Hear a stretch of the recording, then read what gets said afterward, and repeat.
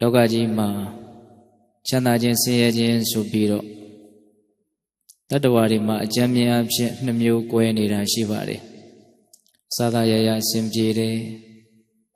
ချမ်းသာတယ်ကောင်းတယ်အဲ့လိုပဲသာသာရရအစဉ်မပြေဘူးဆင်းရဲတယ်မကောင်းဘူးလို့ချမ်းသာခြင်းဆင်းရဲခြင်းဆိုပြီးတော့ကွဲပြားနေတဲ့နေရာမှာချမ်းသာတယ်ဆိုတာကလည်းပဲကောင်းမြတ်တဲ့စိတ်ကလေးကိုအခြေခံပြီးတော့ကာယကံမှုဝစီကံမှုမနောကံမှုတွေနဲ့ပုံဖော်ကြလို့ချမ်းသာခြင်းဆိုတဲ့အကျိုးတရားကိုရတာပါဆင်းရဲတယ်ဆိုတာကလည်းပဲမကောင်းတဲ့စိတ်တွေကိုအခြေခံပြီးတော့ကာယကံမှုမနောကံမှုဝစီကံမှုမနောကံမှုတွေနဲ့ပုံဖော်ကြလို့ဆင်းရဲတယ်ဆိုတဲ့အကျိုးရလဒ်ကိုရတာပါဒီနေရာမှာဦးဇင်းတို့ချမ်းသာတယ်ဆင်းရဲတယ်ဆိုတာကပစ္စည်းဥစ္စာပိုင်ဆိုင်မှုအနေအများတစ်ခုတည်းကိုရည်ရွယ်ပြီးတော့ပြောတာမဟုတ်ပါဘူးဒီတော့ပေသက်ပေါင်းတော်ကောင်းတို့ချမ်းသာခြင်းရဲ့အကြောင်းတရားဟာကောင်းမြတ်တဲ့စိတ်အခြေခံကြတယ်ဆင်းရဲခြင်းရဲ့အကြောင်းတရားဟာမကောင်းတဲ့စိတ်အခြေခံကြတယ်ဆိုတာလေးကိုဦးဇင်းတို့အဓိကထားပြီးတော့ပြောလိုတဲ့အတွက်ကြောင့်ဒီကထာလေးနှစ်ပုဒ်ကိုအခြေခံပြီးတော့စိတ်တာလင်ပဒါနာလို့တရားကောင်းခြင်းပေးပြီးတော့ဟောပါမယ်နော်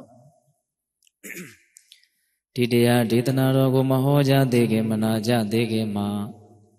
တရားတော်အလုံးကိုဟောကြားတော်မူခဲ့တဲ့ဘုရားရှင်ကိုတော်မြတ်ရဲ့အင်မတန်အေးချမ်းကြည်လင်တော်မူတဲ့မဟာကရုဏာကိုသိစရာတရားလုံးစုံကိုသိတော်မူမြင်တော်မူတဲ့သဗ္ဗညုတဉာဏ်ဒီဟုသောပညာကိုဒုမဟာကရုဏာကိုပညာကိုနှစ်ပါးစုံတို့ဖြင့်ပြည့်စုံတော်မူတဲ့ဘုရားရှင်ကိုတော်မြတ်ကိုယူသိမြတ်လို့ရှိခိုးပူတော်ကြအောင်စို့အလုံးလက်အုပ်ချီမိုးပြီးတော့အာယုံပြုကြရအောင်ကရုဏာတိတလဟရယံပညာပိဇောတဝိယတမောဟတမံသာနရမရလောကကရုံဝနေတုကတံဂတိဝိမုဒ္ဒံ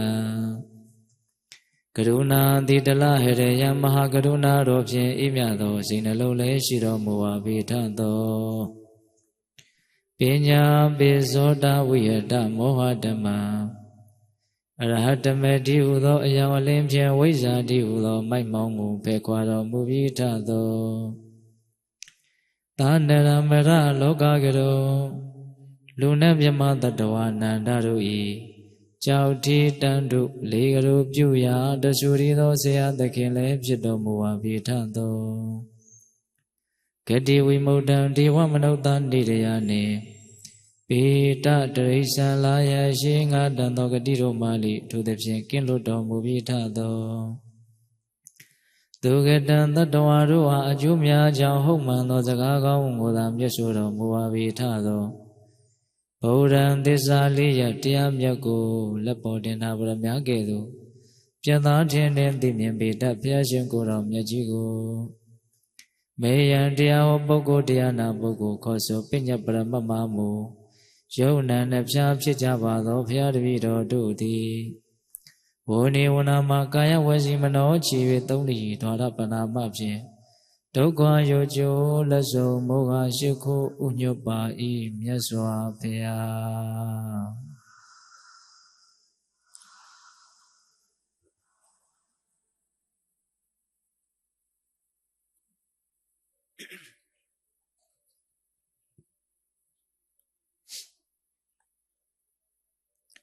စိတ်သာလင်ပဒါနာ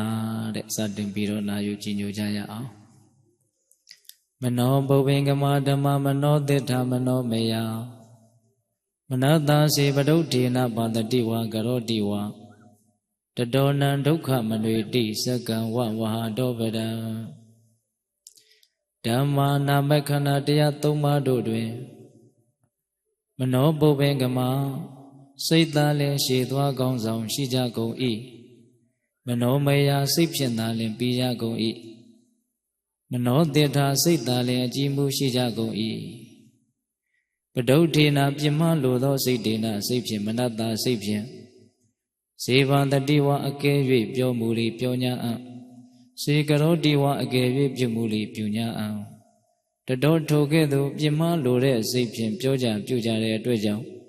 နံထိုကဲ့သို့ပြမလိုတဲ့စိတ်ဖြင့်ပြောကြပြုကြတဲ့ပုဂ္ဂိုလ်တို့၏နောက်သို့ ဒုက္ခဆင်းရဲဒုက္ခသည်အနွေတိအစဉ်လိုက်၏ကိမိဝဘေပုံကဲ့သို့နိဟုမူကားဝဟာတောပရံဝင်ဆောင်တော်လာဤခြေရနောက်သို့စက္ကံလှဲပြီးသည့်အနွေတိဤဝအစဉ်လိုက်တကဲ့သို့သည်ဘုရင်တို့ဝေဒနာသင်္ကြန်သင်္ခါရဆိုပြီးတော့ဝေဒနာသင်္ကြန်သင်္ခါရဝိညာဉ်ဆိုပြီးတော့နာမခန္ဓာတရား၄ပါးရှိတယ်နံတရားအစုပေါ့အဲ့ဒီနံတရားတွေထဲမှာမနောပုပ္ပင်ကမှာစိတ်ဆိုတဲ့တရားဟာရှေ့သွားကောင်းဆောင်မေးတဲ့နံတရားတွေထဲမှာစိတ်ဟာရှေ့သွားကောင်းဆောင်မေးတဲ့မနောတိတ္တာစိတ်ဟာအကြည်အမှုပဲတဲ့မနောမေယစိတ်ဖြင့်ပြည့်စည်ကြတယ်စိတ်ဟာအဓိကကြတယ်ပေါ့အဲ့ဒါလို့စိတ်ဟာအဓိကကြတဲ့အတွက်ကြောင့်ဗဒုဋ္ဌေနပြင်းမားလိုတဲ့စိတ်မကောင်းတဲ့စိတ်ဖြင့်စေဘာတတိဝါစေကရောတိဝါအကယ်၍ပြောမူလိပြောမယ်ပြုမူလိပြုမယ်မကောင်းတဲ့စိတ်ဓာတ်ကြီးနဲ့ပြောကြမယ်ပြုကြမယ်ဆိုလို့ရှိရင်တဲ့အဲ့ဒီမကောင်းတဲ့စိတ်နဲ့ပြောကြတဲ့ပြုကြတဲ့ပုဂ္ဂိုလ်ရဲ့နောက်ကိုဆင်းရဲဒုက္ခဟာအမြဲတမ်းလိုက်နေမယ်။ဘာနဲ့ဥပမာတူတယ်လဲဆိုလို့ရှိရင်ဝင်ဆောင်နွားလန်းခြေရာရဲ့နောက်ကိုလှဲပင်းရာဟာအစဉ်လိုက်နေတယ်လို့ပဲတဲ့မြတ်စွာဘုရားကဒါကြောင့်ပိဋကပေါင်းသူတော်ကောင်းတို့ဒီဒေသနာတော်ဒီကာထာလေးကိုကောက်ချက်ဆွဲမယ်ဆိုလို့ရှိရင်လောကကြီးမှာစိတ်ဟာအလွန်မှဗราဏကြတယ်စိတ်ဟာအလွန်မှအရေးကြီးတယ်ဆိုတာကိုသိမြင်နားလည်မှုရှိပြီးတော့ဆင်းရဲဒုက္ခရောက်ကြတယ်ဆိုတာမကောင်းတဲ့စိတ်တွေကိုအခြေခံပြီးတော့ပြုကြပြောကြတွေးကြလို့သာလေဆင်းရဲဒုက္ခဖြစ်ကြရတယ်ဆိုတာကိုရှင်းရှင်းလင်းလင်းမသိရဘူးလားဗျာသိရတယ်ဒါကြောင့်ပိဋကပေါင်းသူတော်ကောင်းတို့ဆင်းရဲဒုက္ခတစ်စုံတစ်ခုကြုံလာပြီဆိုလို့ရှိရင်ဒါကိုယ့်ရဲ့ကာယကံမှုဝစီကံမှုမနောကံမှုတွေချွတ်ချော်ခြင်းရဲ့အကျိုးဆက်ပဲဆိုတာကိုနားလည်ပြီးတော့အဲ့ဒီကာယကံမှုဝစီကံမှုမနောကံမှုတွေဟာဘာကြောင့်ချွတ်ချော်တာလဲဘာကြောင့်ယုံညံ့တဲ့ကာယကံမှုမနောကံမှုကာယကံမှုဝစီကံမှုမနောကံမှုတွေဖြစ်သွားတာလေလို့ထပ်ပြီးတော့စစ်ကြည့်လိုက်တော့လည်းပဲဒီမကောင်းတဲ့စိတ်မှသွားပြီးတော့အရင်ကတွေ့ရတယ်စိတ်ထားကမကောင်းဘူးဆိုလို့ရှိရင်ဒီနေရာဖြင့်မကောင်းတဲ့စိတ်ကလေးဖြစ်နေတဲ့အခိုက်ဆိုလို့ရှိရင်အဲ့ဒီအချိန်မှာပြောလိုက်မယ်ဆိုရင်မကောင်းတဲ့အပြောဖြစ်တော့မယ်မကောင်းတဲ့စိတ်ကလေးဖြစ်နေတဲ့အခိုက်မှာတစုံတစ်ခုပြုမယ်ဆိုရင်လည်းပဲမကောင်းတဲ့ကာယကမကောင်းတဲ့အပြုမှုဖြစ်တော့မယ်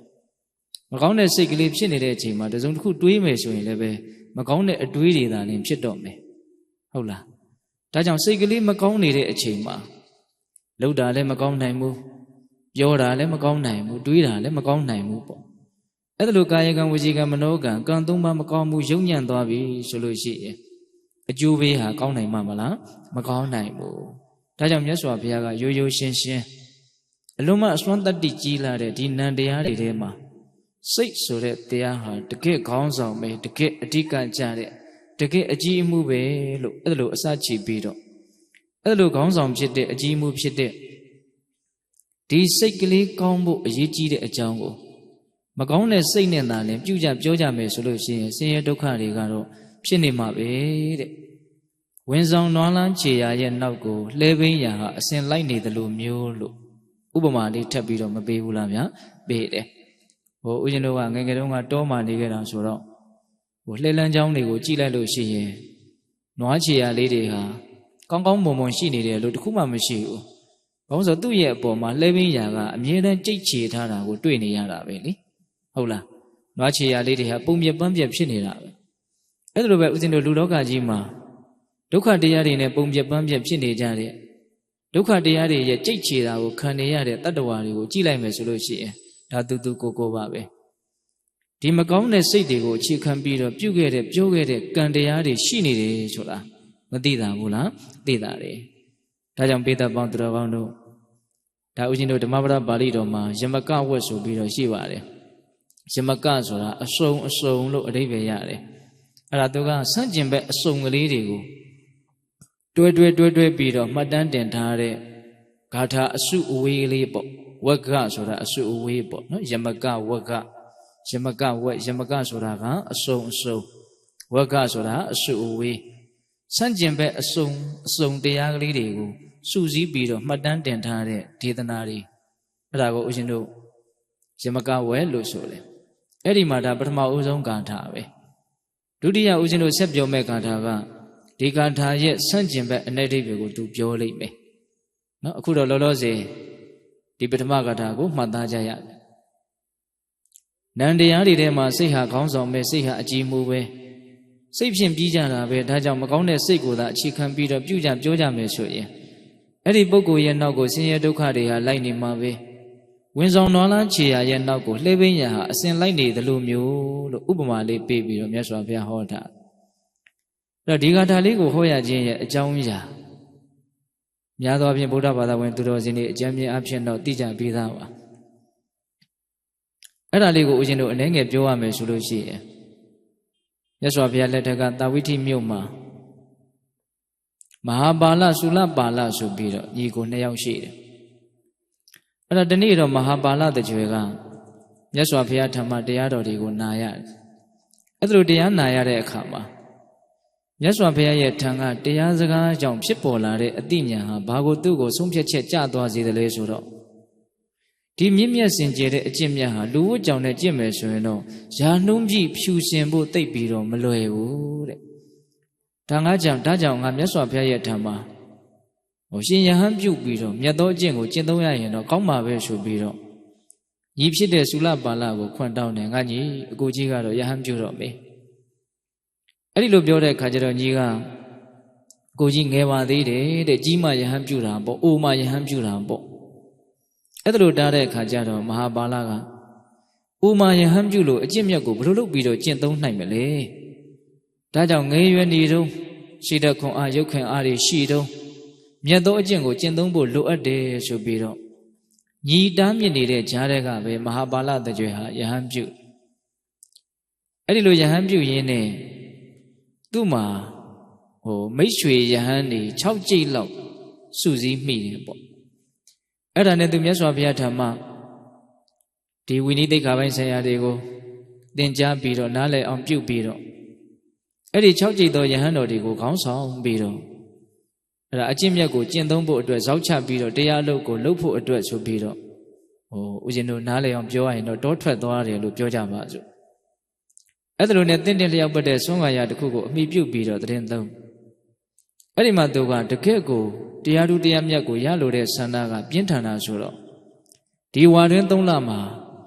ငါမအိပ်ဖဲနဲ့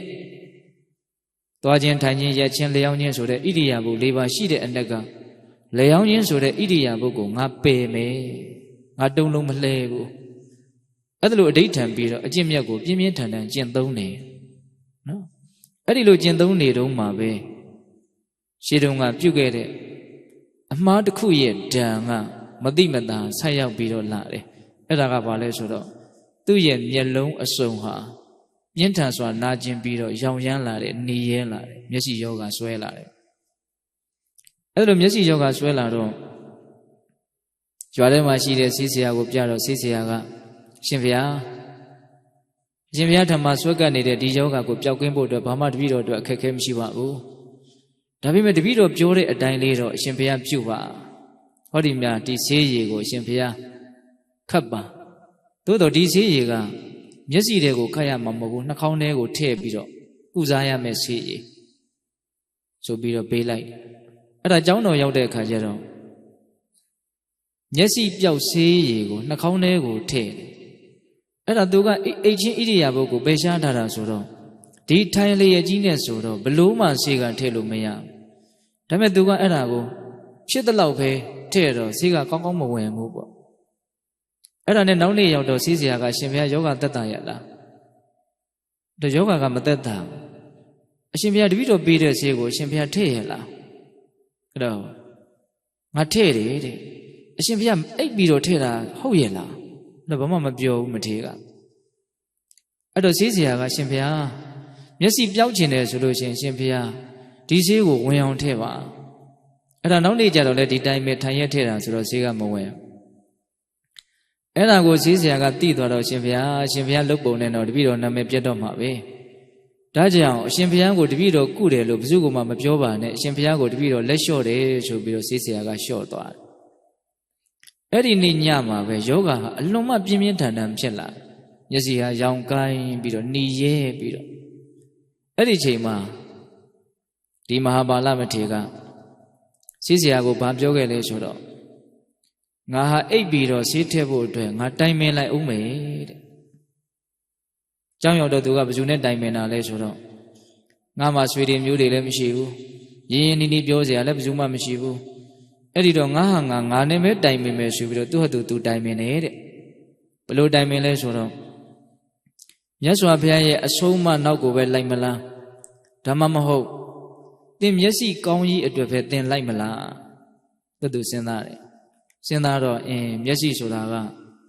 အခုကွဲချင်းပြက်ချင်းမရှိသေးကမို့နောက်တစ်ချိန်မှာကွဲမှာပြက်မှာကတော့သေချာနေတာပဲအဲ့ဒီတော့ကွဲတဲ့ပြက်တဲ့မျက်စိနောက်ကိုငါမလိုက်တော့ဘူးအင်မတန်ရှာခဲ့တဲ့အဆုံးအမနောက်ကိုပဲငါလိုက်တော့မယ်အလွန်မှတရားတရားအားကြီးတဲ့ပုဂ္ဂိုလ်လို့ဆိုရမယ်ပေါ့ဒကာဓမ္မတို့ဦးဇင်းတို့တာမန်တရားတရားလောက်ရှိတဲ့ပုဂ္ဂိုလ်တွေဆိုရင်တော့မဖြစ်တော့ပါဘူးဆိုပြီးတော့အိပ်ပြီးတော့မျက်စင်းကိုခတ်မှာနှာခေါင်းထဲကိုထည့်မှာပြီးမှပြောက်ရင်တရားအထုတ်ရတာပဲလို့လူတရားမှာတရားလောက်ကတော့ဒီလိုပဲတွေးကြမယ်ဒါဦးဇင်းတို့လည်းဒီလိုပဲတွေးမှာပါပဲသို့တော့သူကအဲ့လိုမတွေးဘူးအဆုံးအမကိုပဲယူမလားမျက်လုံးကိုပဲယူမလားလို့ထိတ်တိုက်အဲ့ဒါလိုတွေးတာအဲ့ဒါငါဘလို့မှမအိပ်ဘူးဆိုပြီးတော့ဒီတိုင်းပဲတရားကိုထိုင်ပြီးတော့အားထုတ်တယ်အဲ့ဒါညလည်းရောက်ပြီဆိုတော့အဲ့ဒီနေ့ညရင်ပြင်းပြင်းထန်ထန်အားထုတ်ရင်းနဲ့မျက်လုံးနဲ့ကိလေသာဒီနှစ်ခုဟာမရှိမနှောင်းပဲအကုန်လုံးပျက်စီးသွားကြတယ်တဲ့မျက်လုံးလည်းပျက်စီးသွားတယ်လောဘဒေါသမောဟအစရှိတဲ့ကိလေသာတရားတွေလည်းအကုန်လုံးပျက်စီးသွားတယ်ဒီနေရာမှာတခုစဉ်းစားနေရရှိတာကမျက်လုံးဆိုတာကတော့အခုမပြက်လည်းပဲသေပြီဆိုရင်တော့ဒါပြည့်ရမှာပဲလေဟုတ်လားသို့တော်လည်းပဲဒကာဓမ္မတို့ဦးဇင်းတို့တာမန်ယုံကြည်မှုတာမန်ဉာဏ်ပညာနဲ့ဆိုရင်တော့သေမပြည့်မဲ့မျက်လုံးမသေးခင်တော့အပြစ်မခံနိုင်ဘူးလို့ဒီလိုတွေးမှာတနည်းတွေးကြည့်ရင်လည်းပဲဒါဟာတစွတ်ထိုးနိုင်တယ်တယူတန်ဆန်တယ်ဒီလိုလဲတွေးကောင်းတွေးမယ်ပေါ့သူဟာတကယ်လို့သာအိပ်ပြီးတော့မျက်စင်းကိုခတ်မယ်ဆိုလို့ရှိရင်ဆေးကိုခတ်မယ်ဆိုရင်မျက်လုံးကွယ်မှာမဟုတ်ဘူးလို့ဒီလိုလဲစဉ်းစားမိကောင်းစဉ်းစားမိမယ်ပေါ့သို့တော့အဲ့လိုတော့မဟုတ်သူဟာအိပ်ပြီးတော့မျက်စင်းကိုခတ်မယ်ဆိုရင်လည်းသူ့မျက်စိကတော့ကွယ်မှာပဲတဲ့ဘာဖြစ်လို့လဲဆိုတော့အကြောင်းတရားတွေရှိတယ်တချို့သောအကြောင်းတရားတွေကတာမန်ဆေးဝါးလောက်နဲ့ကာကွယ်လို့မရသူ့မှာအကြောင်းတရားရှိဒါတွေကတော့ဒကာဓမ္မတို့ဦးဇင်းတို့တာမန်ဉာဏ်နဲ့မသိနိုင်ဘူးမမြင်နိုင်ဘူးပေါ့လူလောကကြီးမှာလူရဲ့လို့တတ္တဝါရဲ့လို့ရက်တည်နေတယ်ဖြစ်နေတယ်ဆိုတာကံရဲ့စိတ်ရဲ့ဥဒုရဲ့အာဟာရရဲ့အကြောင်းတရား၄ပါးကထောက်ပံ့လို့ဒီအကြောင်းတရား၄ပါးနဲ့ပြည့်စုံလို့သာလေလူဆိုပြီးတော့ဘာဖြစ်နေတာတော့ရက်တည်နေနိုင်တာပေါ့အဲ့ဒီမှာကံအကြောင်းတရားကိုဒါပြီးတော့ဦးဇင်းတို့ပြောမှာပါအဲ့ဒီနေ့ညမှာပဲမျက်လုံးနဲ့ကိလေသာဟာနှစ်ခုစလုံးမရှိမနှောင်းဘာဖြစ်သွားကြတယ်ပျက်စီးသွားကြတယ်ကုန်သွားကြတယ်အဲ့ဒါမနဲ့လင်းတော့မျက်စိမမြင်တော့ဒါပေမဲ့အရှင်မြတ်ရဲ့မျက်နှာတော်ကတော့ပွင့်ငါသာကြာပရုံမာလို့လန်းဆန်းပြီးတော့နော်ရုပ်ခန္ဓာကြီးကအလွန်မင်းပျက်စီးမှုဒဏ်ကိုခံနေရပြီမလို့စိတ်ဓာတ်ကသူ့ကိုနှိမ့်ဆက်မဲ့ကိလေသာတရားတွေမရှိတော့တဲ့အတွက်ကြောင့်အလွန်တရာမှကြည်လင်လန်းဆန်းပြီးတော့ချမ်းသာပြီးတော့နေတယ်ပေါ့အဲ့ဒါနဲ့နောက်တော့ညီဖြစ်တဲ့သုလပါဠတကြွယ်ကသူ့ရဲ့သားကိုလှုပ်ပြီးတော့ပင့်လို့အဲ့ဒီမဟာပါဠမထေရမြတ်စွာဘုရားရှိရာဇေတဝန်ကျောင်းတော်ကိုရောက်လာသာဝတိမြို့မှာသူ့ရဲ့ဇာတိဆိုတော့ပြုစုဖို့ဆိုတဲ့ရည်ရွယ်ချက်လဲပါမှာပေါ့ညီကအဲ့ဒါနဲ့ဒီမဟာပါဠမထေရဟာသူ့ရဲ့မျက်စိကွယ်တာကိုပဲအကြောင်းပြုပြီးတော့ဒီမျက်စိကိုပဲသူတော်တော်စောင့်ရှောက်ခဲ့ရတော့သူ့ရဲ့နာမည်ကိုစက္ခုပါဠလို့သာသနာမှာမှတ်တမ်းတင်တယ်ဘေကလည်းစက္ခုပါဠမထေရလို့ဒီလိုသိကြဒီလိုနဲ့တနေ့တော့ရေတော်ကျောင်းတော်မှာမြတ်စွာဘုရားရဲ့ထံတော်ဘာမှာသတင်းသုံးနေရင်းနဲ့မနခင်လင်းတော်ဈဉ္ဉံကြွမျက်စိကမမြင်ဘူးဆိုတော့ပြီးကြတဲ့ညကမိုးကလည်းရွာထားတာဆိုတော့ပရွက်ကောင်လေးတွေပြန်တန်းပြီးတော့လိမ့်ကြလာတဲ့အကောင်လေးတွေပိုးကောင်မွားကောင်လေးတွေကဈဉ္ဉံလမ်းမှာရှိနေတယ်ဒါပေမဲ့ဒါတွေကို तू ကမြင်တာမဟုတ်မြင်တော့ तू ပဲဈဉ္ဉံလျှောက်သွားတော့ဒီပိုးကောင်မွားကောင်လေးတွေကနင်းပြီးတဲ့အတွက်ကြောင့်သေကြည်ပျက်စီးကြအဲ့ဒီလိုနဲ့နေ့လေလောက်ရောက်တော့ဒီအသေးကောင်လေးတွေကိုမြင်တော့ကျန်တဲ့ယဟန်တွေကဒီစက္ခုပါဠမထေရကိုကဲ့ရဲ့ကြတယ်တဲ့က ကိုင်းမြင်တော့ကတော့လှုပ်ချင်ရတွေလှုပ်နေပြီးတော့မမြင်မှကြိုးစားပန်းစားအားထုတ်ပြင်းနဲ့ဒီတတ္တဝါလေးတွေကိုဖျက်ဆီးတယ်အလွန်မိုက်တဲ့ပုဂ္ဂိုလ်ပဲလို့အဲ့ဒါလို့စက္ခုပါဠမထေရကိုကဲ့ရဲ့ကြတယ်အတင်းစကားဆိုကြတယ်အတင်းစကားဆိုယုံမြတ်မကပဲနဲ့ဒီအကြောင်းအရာကိုမြတ်စွာဘုရားရဲ့ဌာနဘကသွားပြီးတော့လျှောက်တယ်လျှောက်တော့မြတ်စွာဘုရားကချက်သားတို့အဲ့ဒီစက္ခုပါဠမထေရကပိုးကောင်လေးတွေကိုနင်းတက်နေတာကိုသင်တို့မြင်သလားလို့မေးတယ်မအဲ့လိုတော့လေတပည့်တော်တို့မမြင်ပါဘူးဖေ။အေးတဲ့စက္ခုပါဠမထေရပိုးကောင်လေးတွေကိုနင်းတက်နေတာကိုသင်တို့မမြင်သလိုအဲ့ဒီစက္ခုပါဠမထေရကလည်းပိုးကောင်လေးတွေကိုမမြင်ရဘူးတဲ့။သူ့မှာသေစီလိုတဲ့စိတ်မရှိတဲ့အတွက်ကြောင့်ဘာအကုသိုလ်မှမဖြစ်ဘူး။တကယ်စင်စစ်သူဟာကိလေသာအတောတရားကုန်ခန်းနေတဲ့ယဟန္တာမြတ်တစ်ပါးဖြစ်တယ်။အဲ့ဒါလို့မြတ်စွာဘုရားကအမိန့်ရှိတော့ယဟန်တော်တွေကအရှင်ဘုရားဒီလောက်ကြီးကျယ်တဲ့တရားအထူးတရားအမြတ်ကိုရမဲ့ပုဂ္ဂိုလ်ဟာဘယ်နဲ့ကြောင့်မျက်စိနဲ့ကွင်းကွယ်ပြက်ပြီးတော့ပျက်စီးတဲ့အဆင့်ကိုရောက်ရသလဲအဲ့ဒီမှာမြတ်စွာဘုရားကဒါဟာအကြောင်းတရားရှိတယ်တဲ့ဒါဟာသူပြုခဲ့တဲ့အမှုအားလျော်စွာဖြစ်တာယခုပြစ္ဆုတ်ပံဖြစ်နေတာကိုကြည့်ရင်တော့ယဟန္တာရှင်မြတ်ကြီးတစ်ပါးအနေနဲ့မျက်စိကွယ်ရတာမသင့်တော်ဘူးလို့ထင်เสียရှိသို့တော့ပြုခဲ့တဲ့ကံတရားနဲ့ပြုခဲ့တဲ့အမှုကိုကြည့်မယ်ဆိုရင်တော့ဖြစ်တဲ့ဖြစ်ထိုက်တာကိုဖြစ်သွားတာပဲဆိုတာကိုလက်မခံလို့မရဘူးပေါ့အဲ့ဒါတခုသောဘဝတုန်းမှာအဲ့ဒီစက္ခုပါဠမထေရဖြစ်လာမဲ့ပုဂ္ဂိုလ်ကဆေးဆရာတယောက်ဖြစ်တယ်အဲ့ဒါသူတို့နဲ့အတူတူနေတဲ့ရွာကဒကမတယောက်ကမျက်စိယောဂါဆွဲကတ်ဒါပေမဲ့ကုစရာပတ်စံကမရှိတဲ့အခါကျတော့ဒီဆေးဆရာကတွေ့တော့တင့်ရဲ့မျက်စိကိုငါကုပေးမယ်တင့်ရဲ့မျက်စိကိုငါကုပေးမယ်ဆိုဆရာရဲ့အဲ့လိုဆိုရင်အကုပါရဲ့ကုပေးပါပျောက်ကင်းအောင်ကုပေးပါအေးတဲ့ငါကုလို့တင့်ရဲ့မျက်စိယောဂါပျောက်သွားပြီဆိုလို့ရှိရင်မင်းငါ့ကိုဘာပေးမလဲတဲ့ဟောဒီစကားလေးတော့နည်းနည်းသတိထားခဲ့ရမယ်နော်မင်းငါ့ကိုဘာပေးမလဲတဲ့အဲ့လိုပြောတော့ဟိုဒကမကလည်းပဲမျက်စိယောဂါဆွဲကပ်ပြီးတော့အပြင်းထန်ဆင်းရဲနေတာဆိုတော့ပျောက်ချင်ဆုံးအားကြီးတာနဲ့စကားပြောတာကနည်းနည်းတော့လွန်သွားဟန်တူပါရဲ့ဘာပြောလဲဆိုတော့အရှင်ကုလို့သာကျမရဲ့မျက်စိပျောက်မယ်ဆိုလို့ရှိရင်ကျမမှာရှိတဲ့သားသမီးနဲ့ကျမကိုယ်တိုင်အရှင်ရဲ့အိမ်မှာကျွန်အဖြစ်နဲ့အကျွေးဆက်ပါမယ်ကျွန်အဖြစ်ကိုပြုတ်ပါကျွန်ဖြစ်နဲ့သိမ့်ပိုက်ပါမျက်စိသာမြင်ပါစီအဲ့လိုပြောတဲ့ခါကျတော့ဆေးဆရာကကောင်းပြီဆိုပြီးတော့အဲ့ဒီဒကမရဲ့မျက်စိယောဂါကိုမျက်စင်းတစ်ကြိမ်နဲ့ပေးလိုက်တာနဲ့ပျောက်ကင်းစေတဲ့မျက်စင်းကိုပေးတယ်မျက်စင်းကလည်းတော်တော်ကောင်းတယ်ဆေးဆရာကအစွမ်းတတ္တိတော့အတော်ထက်ပုံရတယ်ဒါပေမဲ့ယခုနက तू မေးခဲ့တဲ့စကားလေးတစ်ခွန်းတော့မမေ့နဲ့နော်မင်းမျက်လုံးပြောင်းရင်မင်းငါ့ကိုဘာပေးမလဲဆိုတာလေအဲ့ဒါနဲ့မျက်စိခတ်လိုက်တော့မျက်စိကနောက်ရက်ကျတော့တော်တော်ကြီးသက်သာပြီးတော့ကြီးကြီးလင်းလင်းဖြစ်တယ်ဒါကိုလည်းဆေးဆရာကသိအဲ့ဒီလိုမြင်လာပြီးကောင်းလာပြီးဆိုတော့ဒီဒကမကစဉ်းစားဟာငါဂတိအတိုင်းငါစကားကိုအလွယ်ပြောလိုက်တယ်ပျောက်လို့ရှိရင်သားသမီးနဲ့တကွာကျွန်ခံရမယ်ဆိုတော့ငါကျွန်ခံရတာအရင်ကျငါသားသမီးလေးတွေအကုန်လုံးနှင်မွန်းတော့မှာပဲကျွန်ဆိုတာကလည်းပဲဟိုရှေ့တုန်းကကျွန်စနစ်ဆိုတာအလုံးမကြောက်စရာကောင်းတာတတ်ချင်တော့တတ်လို့ရတယ်ရောင်းကျင်လဲရောင်းလို့ရတယ်အဲ့ဒီတော့ငါဒုက္ခပဲကျွန်ကတော့ငါမခံနိုင်ဘူးအဲ့ဒီလို့ဆိုရင်ငါဘယ်လိုလုပ်မလို့ဆိုဒီဆေးဆရာကငါလှည့်စားမှဖြစ်မယ်အဲ့ဒါနဲ့နောက်နေ့ကျတော့ဆေးဆရာကဘယ်နဲ့တော့မျက်စိကတတ်တာရဲ့လားသူအကဲခတ်ကြည့်တော့တတ်တာနေတယ်ဆိုတာကိုသူရိပ်မိ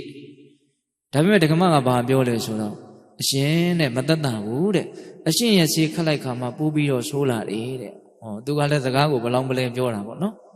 အမှန်ဆိုလို့ရှိရင်အမှန်တိုင်းဖွင့်ဟဝန်ခံပြီးတော့စိတ်သဘောလေးတွေကိုနားလည်အောင်ကြိုးစားကြမယ်ဆိုရင်ဟိုအဖြစ်ပြက်ဆိုးကြီးတွေကဖြစ်ချင်မှဖြစ်မယ်ခုတော့သူကအဲ့လိုပြောတဲ့ခါကျတော့ဆေးဆရာကစိတ်ကပိုးပြီးတော့တူသွားတာပေါ့တတ်တာပုံရရင်နဲ့ငါဆေးကြောင်ပိုးပြီးတော့ယောဂပြင်းထန်လာတယ်ဆိုတော့ဒီဒကမငါ့ကိုလှည့်စားနေတာပဲသိစီမယ်တဲ့အဲ့ဒါနဲ့ဘာလုပ်လဲဆိုတော့မျက်လုံးကိုပေါက်ထွက်သွားစေတဲ့မျက်စင်းတစ်မျိုးကိုသူဖော်ဆက်တယ်ဖော်ဆက်ပြီးတော့သင်ရဲ့မျက်စိယောဂအရင်ကြီးမသက်သာသေးဘူးဒါကြောင့်ဒီတစ်မျိုးကိုခတ်ပါအောင်ဆိုပြီးတော့ပေးတယ်ဟိုကလည်းအရင်မျက်စင်းတောင်တလောက်စွမ်းနေတာဆိုတော့နောက်မျက်စင်းဆိုရင်တော့ပိုးပြီးတော့ရှင်းရှင်းပြောင်းမယ်ဆိုပြီးတော့ယုံကြည်မှုအပြည့်နဲ့ပေါ့လေခတ်လိုက်တယ်အဲ့ဒီတော့မှမျက်စိနှစ်ဖက်စလုံးလုံးဝယ်သွားတယ်ပျက်စီးသွားတယ်ပိဿရေအစာတဲကိုကစားစေတနာနဲ့သူ့ကိုမျက်စိမြင်တဲ့စိတ်ဥစည်းပြီးတော့ကုပေးခဲ့တာမဟုတ်တဲ့အတွက်ကြောင့် သင်္ဃကိုမျက်စိဝေဒနာပြောင်းရင်ဘာပေးမှလဲဆိုတဲ့မေခွန်းကလေးဒါတတိထားတယ်ရပဲနော်ရလို့တဲ့စိတ်တစ်ခုခုကိုဥတည်လာတဲ့အခါပြဿနာတွေကအများကြီးဖြစ်လာနိုင်တယ်ဘာဖြစ်လို့လဲဆိုမရဘူးဆိုလို့ရှိရင်သူကဒါစိတ်ဒုက္ခဖြစ်တော့မယ်အကြီးအကျယ်စိတ်ဆိုးတော့မယ်အစာတက်ကစားရချင်နေတာကိုဒါကြောင့်မျောလင့်ချက်ဆိုတာတွေဟာတစ်ခါတစ်ခါမှမကောင်းတဲ့ဘက်တွေကိုတွန်းပို့သွားနိုင်တယ်ဆိုတာဒီအခြေအနေလေးကိုကြည့်ပြီးတော့တမျိုးသတိထားစရာမကောင်းဘူးလားကောင်းတယ်အဲ့ဒါလို့သူများရဲ့အပေါ်မှာထားတဲ့ထားလိုက်တဲ့စိတ်ထားကောင်းမထားခဲ့ပဲနဲ့မထားတဲ့မထားလိုက်တဲ့စိတ်ထားရုပ်တွေထားပြီးတော့အဲ့ဒီစိတ်ရုပ်မာတွေကိုအကောင်ထဲပါပေါ်အောင်လှုပ်ဆောင်ခဲ့တယ်ဒါကလည်းပဲပိဋကပေါင်းသူတော်ကောင်းတို့သတိထားစရာပါပဲစိတ်ရဲ့သဘောဟာစိတ်ထဲမှာတင်မကောင်းတာတွေဖြစ်နေတယ်ဆိုရင်ကာယကံမြောက်ဝစီကံမြောက်မဖြစ်သေးဘူးဆိုရင်နည်းနည်းတော့ခံစားသေးတာပေါ့ဟုတ်တယ်မဟုတ်လားမကောင်းတဲ့စိတ်ကြီးကိုကာယကံမြောက်အပြုမှုနဲ့အကောင်ထဲပေါ်ကြမယ်ဝစီကံမြောက်အပြောဆိုနဲ့အကောင်ထဲပေါ်မယ်ဆိုရင်ပို့ပြီးတော့တစ်ဖက်လူမှာလည်းပဲဆင်းရဲဒုက္ခရောက်သွားတဲ့အကြောင်းမရှိဘူးလားရှိတယ်ကြည့်ရဆိုကြပါစို့ဒေါသဖြစ်တယ်စိတ်ထဲတင်မဲ့ဒေါသဖြစ်တယ်ဒီဒေါသအားလျော်စွာဒေါသအလျောက်မပြောမိအောင်ထိမ့်လိုက်နိုင်မယ်ဆိုရင်ဒါတော်တယ်ပေါ့ဟာဒေါသလည်းထွက်တယ်ဒေါသလျောက်လည်းပြောမိအောင်ပြောလိုက်အောင်ပဲဆိုရင်တော့ဒါပို့ဆိုးမသွားဘူးလားဆိုးသွားတယ်ဟာပြောယုံနဲ့မကျင်တတ်ဘူးကိုယ်ဒီလျောက်ကိုပဲမရာဇဝမှုလွန်ကျူးသည့်အထိအမျိုးမျိုးကာယကံဆိုးဝါးတာတွေပါဆက်လက်ပြီးတော့ဖြစ်ပေါ်စေမယ်ဆိုရင်ပို့ပြီးတော့မဆိုးဘူးလားဆိုတယ်ခုသူဟာသူ့ရဲ့စိတ်ယုံမှာကိုစိတ်ယုံမှာဖြစ်တဲ့အချိန်မှာပျောက်သွားအောင်သူမထိန်သိမ်းနိုင်ဘူးပေါ့ဒါကိုသူအကောင်းထဲဖော်သည့်အထိသူ့ရဲ့ဒေါသသူ့ရဲ့မကောင်းတဲ့စိတ်တွေကိုအပြောမှာအပြုမှားတွေနဲ့ပုံဖော်သည့်အထိပုံပေါ်သည့်အထိသူဟာမလုပ်ခဲ့တော့မကောင်းခဲ့ဘူးယုံမာခဲ့တယ်တနည်းအားဖြင့်မကောင်းတဲ့စိတ်တွေဟာကာယကံမြောက်သည့်အထိကြီးထွားသွားတယ်ပေါ့ဝစီကံမြောက်သည့်အထိကြီးထွားသွားတယ်ဒါကလည်းပဲကြီးထွားသွားရင်ထိမ့်ဖို့ဆိုတာကတော့သိပြီးတော့မလွယ်ဘူးပေါ့နော်စိတ်ကသိပြီးတော့ဆိုကြပါစို့ဒေါသဖြစ်တယ်ဆိုရင်တော့မှဒေါသကအตาလေးပဲဖြစ်တယ်ခက်လက်လက်ဖြစ်တယ်အကြီးကြီးဖြစ်တယ်ဆိုပြီးတော့အဆင့်အမျိုးမျိုးပြောလို့မရဘူးလားရတယ်အလွန်အမင်းဒေါသအားကြီးလာပြီဆိုလို့ရှိရင်ထိနိုင်သိမ့်နိုင်တဲ့အဆင့်ကိုကျော်သွားတယ်ဝစီကံလည်းမထိနိုင်တော့ဘူးကာယကံလည်းမထိနိုင်တော့ဘူးအဲ့ဒါဆိုရင်တော့မဆိုးဘူးလားဆိုတယ်အဲ့ဒီမထိန်နိုင်ဘူးဆိုတာကဘာကိုမထိန်နိုင်တာလဲဆိုဒီစိတ်ကိုပဲမထိန်နိုင်ဘူးလို့ပြောကြတာပဲမဟုတ်လားဟုတ်တယ်မဟုတ်လားစိတ်ကများလာဆိုကြပါစို့ဦးဇင်းတို့ပေးနေကြဥပမာတစ်ခုဒကမာကြီးတွေထမင်းအိုးတယ်ပြီဆိုရင်ထမင်းအိုးပွက်တယ်ပေါ့ဗျာထမင်းအိုးဘာကြောင့်ပွက်လဲဆိုတော့အောက်ကမီးပြင်းထိုးထားတော့ပွက်တာအဲ့ဒီလိုပွက်နေတဲ့အချိန်မှာဒီမီးကိုမလျှော့နိုင်ဘူးဆိုရင်အဲ့ဒီထမင်းအိုးကြီးကဘာဖြစ်မလို့ဝေးကျသွားမှာပေါ့မိမှမလျှော့တာကိုဟုတ်လားဝေလောက်တဲ့အဆင့်ထိပြစ်ထားမယ်ဆိုရင်ဝေကျသွားမှာပေါ့နော်အဲ့ဒါလိုပဲတရားဓမ္မတို့ဦးဇင်းတို့ရဲ့စိတ်ကိုမီးပြင်းထိုးနေတဲ့ကိလေသာတရားဆိုတာရှိတယ်နော်လောဘဒေါသမောဟမမာနအိတ်တမစ္စရိယဒါပိတ္တတို့သိပါနော်အဲ့ဒီမီးပြင်းထိုးလိုက်လို့ဟာစိတ်ထဲမှာရှုပွက်လာတယ်အဲ့ဒီအချိန်မှာအဲ့ဒီမီးကိုမလျှော့ဘူးဆိုရင်အဲ့ဒီရှုပွက်လာတဲ့အဆင့်ကဘယ်ထိတက်လာမလို့ဆိုပါဇက်ထိနှုတ်ထိတက်လာဝစီကံမြောက်ပြောလာလိမ့်မယ်ဟုတ်လားအဲ့ဒီထိဒီမီးကိုမလျှော့နိုင်ဘူးဆိုရင်ကာယကံမြောက်ရှေ့ဆက်ပြီးတော့တက်လာစရာအကြောင်းမရှိဘူးလားရှိတယ်ဒါကြောင့်ပိဋကပေါင်းသူတော်ကောင်းတို့ဒီစိတ်ကလေးကိုဒကာဓမ္မတို့ဦးဇင်းတို့သတိထားကြဖို့မလိုဘူးလားလိုတယ်အခုစက္ခုပါဠမထေရလောင်းကအဲ့ဒါလိုစီးစရာရဲ့ဘဝကနော်မကောင်းတဲ့စိတ်ကိုအကောင်းထဲပေါ်သည့်အထိနော်လှုပ်ဆောင်ခဲ့တဲ့ပြုမှုခဲ့တဲ့အတွက်ကြောင့်အခြေခံကတော့မကောင်းတဲ့စိတ်ပေါ့နော်သို့တော့မကောင်းတဲ့စိတ်ကတော်တော်ကြီးကိုကြီးသွားတယ်တော်ကြီးကြီးသွားတယ်ဆိုတာဘာကိုကြည့်ပြီးတော့သိနိုင်လဲဆိုတော့သူ့ရဲ့ကာယကံဝစီကံကိုကြည့်ပြီးတော့သိနိုင်တယ်နော်အဲ့ဒါကြောင့်မလို့သူများအကျိုးမဲ့သွားတဲ့အတွက်ကြောင့်သူအဲ့ဒါနဲ့တန်တဲ့အကျိုးရလဒ်ကိုရတယ်ပေါ့နော်တဘာဝတရားကြီးကအလွန်မှမျှတတယ်တနည်းအားဖြင့်အလွန်မှလည်းစမ်းကြယ်တယ်လို့ဆိုရနော်ပြုတ်ထားသည့်အတိုင်းဖြစ်ကြတာဆိုတာလောကကြီးရဲ့တဘာဝတရားဒါပြောင်းလဲလို့မရမြတ်စွာဘုရားတောင်မှပြောင်းလဲလို့မရတဲ့အရာကြီး၄မျိုးဆိုပြီးတော့အင်္ဂုတ္တပါဠိတော်မှာဟောထားတာရှိတယ်။အိုရတဲ့အရာကိုမအိုရအောင်မြတ်စွာဘုရားမတတ်နိုင်။နော်နာရတဲ့အရာကိုမနာရအောင်မြတ်စွာဘုရားမတတ်နိုင်။သေတတ်တဲ့အရာကိုမသေရအောင်မြတ်စွာဘုရားမတတ်နိုင်။ပြုတ်ထားတဲ့ကံရဲ့အကျိုးပေးခွင့်မသာအောင်မြတ်စွာဘုရားမတတ်နိုင်။ပြုတ်ထားရင်တော့ပြုသူဖြစ်မိရင်တော့ခံသူဖြစ်ရလိမ့်မယ်။ဟုတ်ရဲ့လား။ဒါကြောင့်ပေတပေါင်းသူတော်ကောင်းတို့ မိမိရဲ့စိတ်တွေကိုအလွန်တရာဆိုးဝါးတဲ့ကာယကံဝစီကံတွေဖြစ်သည့်အထိဆိုးဝါးတဲ့စိတ်တွေကိုကြီးထွားခွင့်မပေးဖို့မလိုဘူးလားလိုတယ်ဒါဥရှင်တို့စိတ်သာလင်ပဓာနာဆိုတဲ့အပိုင်းမှာပထမပြောခြင်းတဲ့အပိုင်းပေါ့နော်ဒါဥရှင်တို့ဒုတိယပြောခြင်းတဲ့အပိုင်းကအဲ့ဒီဝိတ္ထုပြီးတော့ဇက်တိုက်ဖဲမှတ်တမ်းတင်ထားတဲ့ဝိတ္ထုမထဂုဏ္ဍလီဝိတ္ထုတဲ့မထဂုဏ္ဍလီဆိုတဲ့နတ်သားတစ်ယောက်ကိုအကြောင်းပြုပြီးတော့မြတ်စွာဘုရားဟောခဲ့တယ်မနောပုပ္ပင်္ဂမဓမ္မမနောတိထာမနောမေယမနတစေပတနေနဘာတတိဝါကရောတိဝါတဒောနံဒုက္ခမနွေတိသာယာဝအနုပါယိနိအဓိပ္ပာယ်ကဘာပြောလဲဆိုတော့ဒီနံတရားတွေထဲမှာစိတ်တည်တာလည်းခေါင်းဆောင်ဖြစ်တယ်စိတ်တည်တာလည်းအကြည်မှုဖြစ်တယ်စိတ်ဖြစ်တာလည်းပြီးစီးကြရတယ်ဒါကြောင့်ပတန်နေနကြည်လင်တဲ့မနတစိတ်ဖြင့်စေဘာတတိဝါအကယ်၍ပြောမှုလေးပြောညာအံ့စေကရောတိဝါအကယ်၍ပြုမှုလေးပြုညာအံ့သူကြတော့ကြည်လင်တဲ့စိတ်ကလေးဖြစ်သွားတယ်နော်အဲ့ဒီကြည်လင်တဲ့စိတ်ကလေးနဲ့ပြုကြမယ်ပြောကြမယ်ဆိုလို့ရှိရင်တတောနံဒုက္ခမနွေတိတဲ့အဲ့ဒီပုဂ္ဂိုလ်ရဲ့နောက်ကိုအဲ့ဒါလိုကြည်လင်တဲ့စိတ်ကလေးနဲ့ပြုခဲ့ပြောခဲ့တဲ့အတွက်ကြောင့်ချမ်းသာဒုက္ခတွေဟာအစဉ်လိုက်တယ်တဲ့သာယာဝအနုပါယိနိဝင်ဆောင်နွားလားမိမိသွားရရဲ့နောက်ကိုမိမိရဲ့အရေးဟာအမြဲတမ်းလိုက်နေသလိုသူကြတော့ဥပမာကတစ်မျိုးဖြစ်သွားတယ်နော်ကိုသွားတဲ့နောက်ကိုကိုယ့်ရဲ့အရေးဟာအမြဲတမ်းလိုက်နေသလိုတဲ့အရေးကိုထားခဲ့လို့မရဘူးနော်ပေးတဲ့ဥပမာကတော့တစ်မျိုးစီပဲအဲ့တော့ဦးဇင်းတို့ဒီဒုတိယသိခွင့်ရတဲ့အကြောင်းအရာကကြည်လင်တဲ့စိတ်နဲ့သာပြုကြပြောကြမယ်ကောင်းမြတ်တဲ့စိတ်နဲ့သာပြုကြပြောကြမယ်ဆိုလို့ရှိရင်စိတ်ကောင်းနှလုံးကောင်းကိုအခြေခံပြီးတော့ဖြစ်ပေါ်လာတဲ့ကာယကံမှုဝစီကံမှုတို့သည်ချမ်းသာခြင်းဆိုတဲ့အကျိုးကျေးဇူးကိုသာလည်းအစဉ်အမြဲဖြစ်စေလိမ့်မယ်အရေးဟာမိမိရဲ့နောက်ကိုအမြဲတမ်းလိုက်နေသလိုလို့ပေးတဲ့ဥပမာလည်းပဲမှတ်သားစရာမကောင်းဘူးလားကောင်းတယ်အဲ့ဒါကိုမြတ်စွာဘုရားကဘယ်သူကိုအကြောင်းပြုပြီးတော့ဟောတာလဲဆိုတော့ယခုနကပြောခဲ့တဲ့မထဂုဏ္ဍလီဆိုတဲ့နတ်သားကိုအကြောင်းပြုပြီးတော့ဟောဒီမထဂုဏ္ဍလီဆိုတဲ့နတ်သားကလူဖြစ်ပေါ်လာလေသူ့ရဲ့အကြောင်းလေးကလည်းထိုက်တလောက်တော့စိတ်ဝင်စားစရာကောင်းတယ်ပေါ့ဦးဇင်းတို့သာဝတိမြို့မှာပဲအဒိဏပုပ္ပကဆိုတဲ့တထေးတစ်ယောက်ရှိတယ်အဒိဏပုပ္ပကတဲ့တခါမှမပေးဘူးမလှူဘူးမစွန့်ဘူးတဲ့တထေးလို့နာမည်ရတယ်နော်အဒိဏပုပ္ပကတဲ့အလွန်နှမျောတဲ့တွန့်တိုတဲ့တထေးပေါ့ဘယ်သူကိုမှဘာကိုမှမပေးဘူးတဲ့အဓိပ္ပာယ်ကသူ့မှာတူရီသောသားလေးရှိတယ်မထဂုဏ္ဍလီတဲ့မထဂုဏ္ဍလီလို့နာမည်ရပုံကိုကစားစိတ်ဝင်စားတဲ့တစ်မျိုးကောင်းတယ်သူ့ရဲ့သားလေးအရွယ်ရောက်လာတော့ရှေးခေတ်ရဲ့ယဉ်ကျေးမှုအရနှတောင်းဆင်မယ်ဆိုတော့အဲ့ဒီနှတောင်းကိုပရိန်တယ်ကိုသွားခိုင်းမယ်ဆိုရင်လက်ခတွေဘာတွေကုံမာဆိုးလို့ရွှေတွေဘာတွေရော့မာဆိုးလို့သူကသူပဲအဲ့ဒီနှတောင်းကိုလှုပ်တယ်ပုံမကြပန်းမကြပေါ့လေနားရဲထိုးလို့ရယုံမျှဒါပေမဲ့ရွှေကိုလှုပ်ထားတာဆိုတော့တန်ဖိုးတော့ရှိတယ်အဲ့ဒီနှတောင်းပုံမကြပန်းမကြကိုပဲအကြောင်းပြုပြီးတော့သူ့ရဲ့သားကိုမထဂုဏ္ဍလီလို့နာမည်ပေးကြတယ်တဲ့ခေါ်ကြတယ်ပေါ့ဂုဏ္ဍလဆိုတာနှတောင်းပေါ့နော်အဲ့ဒီလိုနဲ့သူ့ရဲ့သားကလေးတူရီသောသားလေးတနေ့ရောက်တော့18အရွယ်ကလေးပေါ့ယောဂဆွဲကပ်လာတယ်ယောဂဆွဲကပ်လာတော့မိခင်ဖြစ်တဲ့ပုံနေမကဒီအဒိဏပုပ္ပကတထေးကိုအရှင်သားအတွက်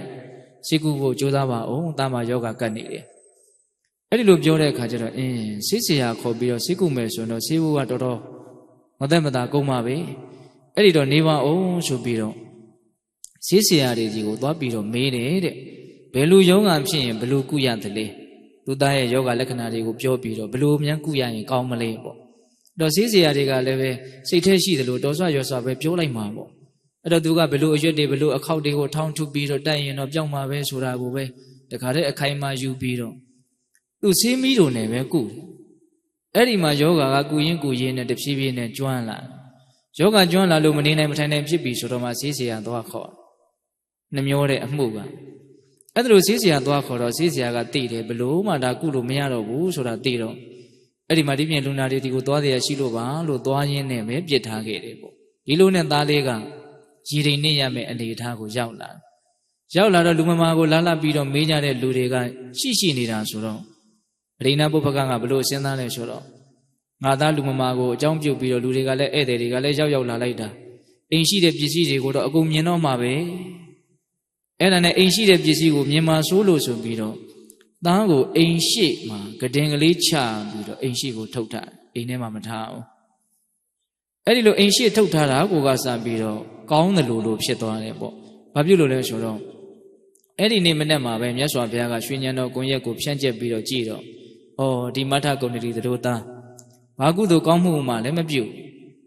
အမေအဖေကလည်းဘာမှအသိဉာဏ်မရှိတော့သားကိုလည်းပဲအသိဉာဏ်ရှိအောင်ဘာမှသွန်သင်ထားတာလည်းမရှိဘူးသူတို့ကိုယ်တိုင်ကလည်းကုသိုလ်ကောင်းမှုနဲ့မွေးလျော်တတ်တဲ့ပုဂ္ဂိုလ်မဟုတ်လေတော့သားကလည်းပဲကုသိုလ်ကောင်းမှုနဲ့မွေးလျော်တတ်တဲ့ပုဂ္ဂိုလ်မဟုတ်ပြန်အဲ့တော့မကြခင်မှာပဲသိရတော့မယ်ဆိုတော့အလွန်မှသနာစရာကောင်းတယ်မကောင်းတဲ့ယုံညံ့တဲ့ဘဝကိုတော့ရတော့မှပဲအဲ့ဒါနဲ့မြတ်စွာဘုရားကအကျိုးရှိစေမယ်ဆိုပြီးတော့အဲ့ဒါကြွလာလမ်းမှာပဲကြွသွားတာတန်ဃာတွေခြံရံပြီးတော့ဆွမ်းခံရင်းနဲ့အဲ့ဒီနာကဖြတ်ကြွတယ်အဲ့ဒီမှာမထကုဏ္ဏလေးကအသာလေးပက်လက်လေးသူလှုပ်တော့မလှုပ်နိုင်တော့ဘူးအဲ့ဒီချိန်မှာမြတ်စွာဘုရားကရောင်ကြီးတော်လွတ်တယ်ပေါ့အယောင်ကအလွန်မှကြည်လင်တဲ့တန့်ရှင်းတဲ့စိတ်နှလုံးကိုအလွန်မှကြည်နူးဝေရာကောင်းတဲ့အေးချမ်းတဲ့အယောင်ကိုလွတ်တယ်အဲ့ဒီအယောင်ကိုမြင်တော့ဒါဘာယောင်လဲမသိဘူးဆိုပြီးတော့ခေါင်းလေးကိုအသာငဲ့ပြီးတော့အယောင်လာရာကိုကြည့်တယ်ကြည့်တဲ့အခါကျတော့မြတ်စွာဘုရားကိုဖူးတွေ့ရတယ်အဲ့တော့ဒါမြတ်စွာဘုရားလို့နာမည်မှအလွန်ကြီးတဲ့ပုဂ္ဂိုလ်ပဲအဲ့ဒါနဲ့မြတ်စွာဘုရားရဲ့မျက်နှာတော်ကိုတေချာကြည့်တော့အလွန်မှလည်းတပ်ပယ်တာကတကြောင်စိတ်နှလုံးမှာလောဘဒေါသမောဟကိလေသာအငြိကြီးလုံးဝတန့်ရှင်းနေတာမှဝါဒနာနဲ့တကွပယ်ထားတဲ့အတွက်ကြောင့်အလွန်အမင်းတန့်ရှင်းကြည်လင်နေတယ်ပေါ့အဲ့တော့အဲ့ဒီဓာတ်တွေကမကူးဆက်ပဲမနေဘူးအဲ့ဒီဓာတ်တွေကမခံစားမိပဲနေမှာမဟုတ်နော်ဆိုကြပါစို့ဘိန်းသမောင်းတော်ကောင်းတို့အလွန်မှပူပူလောင်လောင်စင်စင်ရဲရဲရှုပ်ရှုပ်ထွေးထွေးနေတဲ့လူတစ်ယောက်ရဲ့မျက်နှာကိုမြင်ရတဲ့နဲ့အလွန်မှအေးအေးဆေးဆေးကြည်ကြည်လင်လင်တန့်တန့်ရှင်းရှင်းနေတဲ့လူတစ်ယောက်ရဲ့မျက်နှာကိုမြင်ရတာခံစားချက်ချင်းတူနိုင်မလားမတူနိုင်ဘူးကိုမြတ်စွာဘုရားရဲ့ဒီရုပ်ပိုင်းဆိုင်ရာကလည်းပဲအတုမဲ့လို့ပြောရမှာပေါ့ဘဝကဖြည့်ဆည်းခဲ့တဲ့ပါရမီတွေရဲ့အစွမ်းတတ္တိဒါဒီဘဝတစ်ခုတည်းပြုံပြီးတော့အကျိုးပေးရမှာနောက်ထပ်ဘဝကလည်းဆက်เสียရမရှိတော့ဘယ်ကုသိုလ်ကောင်းမှုမျိုးကမဆိုငါကအရင်ကျိုးမဲငါကအရင်အကျိုးပေးမယ်ဆိုပြီးတော့အကုန်လုံးကစုပြုံပြီးတော့အကျိုးပေးတာဆိုတော့မြတ်စွာဘုရားရဲ့ကိုယ်ခန္ဓာတော်ဟာဘယ်နာလေးကဘာလေးလိုးနေတယ်ဆိုတာမရှိဘူးဒါကြောင့်မြတ်စွာဘုရားကိုတကယ်ပုံတူထုဖို့ဆိုတာဘယ်လိုမှမဖြစ်နိုင်မြတ်စွာဘုရားရဲ့ပုံဟာအတူဆိုတာမရှိဘူးနော်တရားဓမ္မတို့ဥရှင်တို့ဘုရားလက်ထက်မှာလူမဖြစ်ခဲ့ရတာမြတ်စွာဘုရားကိုမမျှော်ရတာတွေးကြည့်မယ်ဆိုရင်တော့ဒါအလွန်မှလည်းပဲအဖြစ်ဆိုးတဲ့တမျိုးလို့ပြောရမှာပေါ့အရန်ကြီးနှစ်တင်မကွာသေးပဲနဲ့တရားဓမ္မတို့ဥရှင်တို့ဒါသိခွင့်မရဘူးမြတ်စွာဘုရားရဲ့ရုပ်ပုံတော်ကိုတကယ်တိတိကျကျမမြင်ဘူးရဘူးပေါ့နော်ဒါပေမဲ့အကြောင်းအကျိုးစီစီလျော်စွာတဘာဝကြကြစဉ်းစားကြည့်မယ်ဆိုရင်မြတ်စွာဘုရားရဲ့ဖြည့်ဆည်းခဲ့တဲ့အလောင်းတော်ဘဝကဖြည့်ဆည်းခဲ့တဲ့ပါရမီတွေစဉ်းစားကြည့်ပါခုဦးဇင်းတို့မျက်မြင်လောကမှာတောင်တချို့ရုပ်ရည်ဟာအလုံးမှတန့်ရှင်းပြီးတော့ပြည့်စုံတဲ့ရုပ်ရည်ရှားရှားပါးပါးရှိတဲ့လူတွေကိုမတွေ့နိုင်ဘူးလားတွေ့နိုင်တယ်ငါအဖေအမေကလည်းဒီလောင်ကြီးချိုးလို့လည်းမဟုတ်လားသူကံနဲ့သူဖြစ်ကြတာပေါ့ဒါကတော့ကံတွေကစီမံတာပေါ့နော်အဲ့ဒါလိုမြတ်စွာဘုရားမှာပါရမီကုသိုလ်ကံတွေကလုံးဝပြည့်စုံထားတာဆိုတော့ဒီရုပ်ပိုင်းဆိုင်ကလည်းလုံးဝပြည့်စုံအောင်ဖန်တီးထားတယ်အဲ့ဒီလိုဖန်တီးထားရတဲ့အထက်ပြစ္ဆုတ်ပံကိလေသာအသောတရားကိုလုံးဝဝါဒနာနဲ့တကွပယ်ရှားထားတာကလည်းပဲဒီရုပ်ရည်ကိုပူပြီးတော့တန့်ရှင်းသွားစေတယ်အပြစ်ကင်းသွားစေတယ်ပေါ့အဲ့ဒါလိုအဖက်ဖက်ကဘလို့မှလိုလေသေးမရှိပြည့်စုံနေတဲ့ဒီရုပ်ရည်ကိုမြင်ရတော့ဒီမထကုဏ္ဏလေးရဲ့စိတ်ထဲမှာကြည်နူးမှုဆိုတာကအကြီးအကျယ်ရှိမယ်ပေါ့ဒီဓာတ်သဘာဝဟာသူ့ကိုအများကြီးရိုက်ခတ်ဒါဟာအလွန်မြင့်မြတ်တဲ့ပုဂ္ဂိုလ်ပဲဆိုတာကိုသူ့စိတ်ထဲမှာ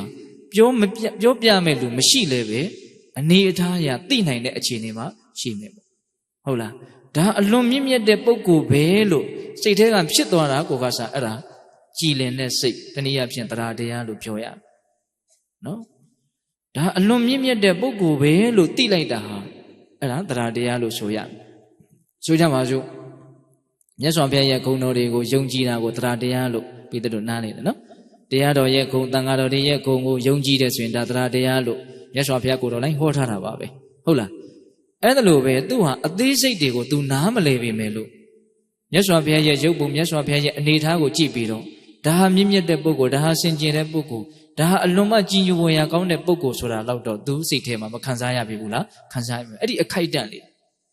အဲ့ဒါကိုသူကခံစားရတော့အကောင့်ထဲဖော်ခြင်းနဲ့ပေါ့သူ့ရဲ့ကြည်လင်တဲ့စိတ်ကလေးရဲ့အကောင့်ထဲဖော်ခြင်းနဲ့အဲ့ဒါကဘာလဲဆိုတော့လက်နှစ်ဖက်ကိုရှက်ပြီးတော့လက်အုပ်ချီပြီးတော့သူရှစ်ခိုးခြင်းနဲ့ပေါ့ဒါပေမဲ့သူ့ရဲ့ခန္ဓာကိုယ်ကအဲ့လောက်ထိသူ့ကိုအခွင့်အရေးမပေးတော့သူ့ရဲ့လက်နှစ်ဖက်ကိုသူမသေးနိုင်တော့ဘူးပေတရုတေဂာနီအနေထားဆိုတာကအလွန်မှကြောက်မက်ဖွယ်ရာကောင်းပါတယ်နော်တစ်သက်လုံးကကိုအစိုးရတယ်လို့ငါသွားခြင်းရသွားနိုင်တယ်လာခြင်းရလာနိုင်တယ်ပြောခြင်းရပြောနိုင်တယ်ဆိုခြင်းရဆိုနေလှုပ်ခြင်းတို့လှုပ်နိုင်တယ်လို့ဒီအထင်တစ်လုံးနဲ့တရားဓမ္မတို့ဦးဇင်းတို့တွေကရှင်းသန်းနေတာဟုတ်ဗျဟုတ်လားတေဂာနီအနေထားမှာတချို့မျက်ခွန်လေးတောင်မလှန်နိုင်တော့ဘူးအသက်တောင်ဝအောင်မရှူနိုင်တော့ဘူးတကယ်တမ်းကငါဆိုတာလည်းဟုတ်မှာမဟုတ်ဖေးနဲ့နော်သူ့ရဲ့သဘာဝတရားလုံနိုင်ခြင်းရှိတော့လုံနိုင်တော့တာပဲလုံနိုင်ခြင်းမရှိတော့မလုံနိုင်တော့ဘူးပေါ့ဟုတ်တယ်မဟုတ်လားဆိုကြပါစို့ရုပ်သေးရုပ်ကကျိုးတွေပြတ်နေတယ်ဆိုရင်သူ့ကိုလှုပ်ရှားအောင်လုပ်လို့ရမှာလားမရနိုင်တော့ဘူးဟုတ်လားအဲ့ဒါလိုပဲတရားဓမ္မတို့ဦးဇင်းတို့တွေကပုထုဇဉ်သဘာဝဉာဏ်အမြင်တွေမရှင်းကြသေးလို့ဒီရုပ်ကာယကြီးကိုငါပိုင်တယ်ငါလှုပ်ချင်တယ်လို့လှုပ်လို့ရတယ်လို့အထင်သာလျင်သာရှိနေတာတကယ်တမ်းကအဲ့လိုမဟုတ်ဘူးလှုပ်လို့ရတယ်ဆိုတ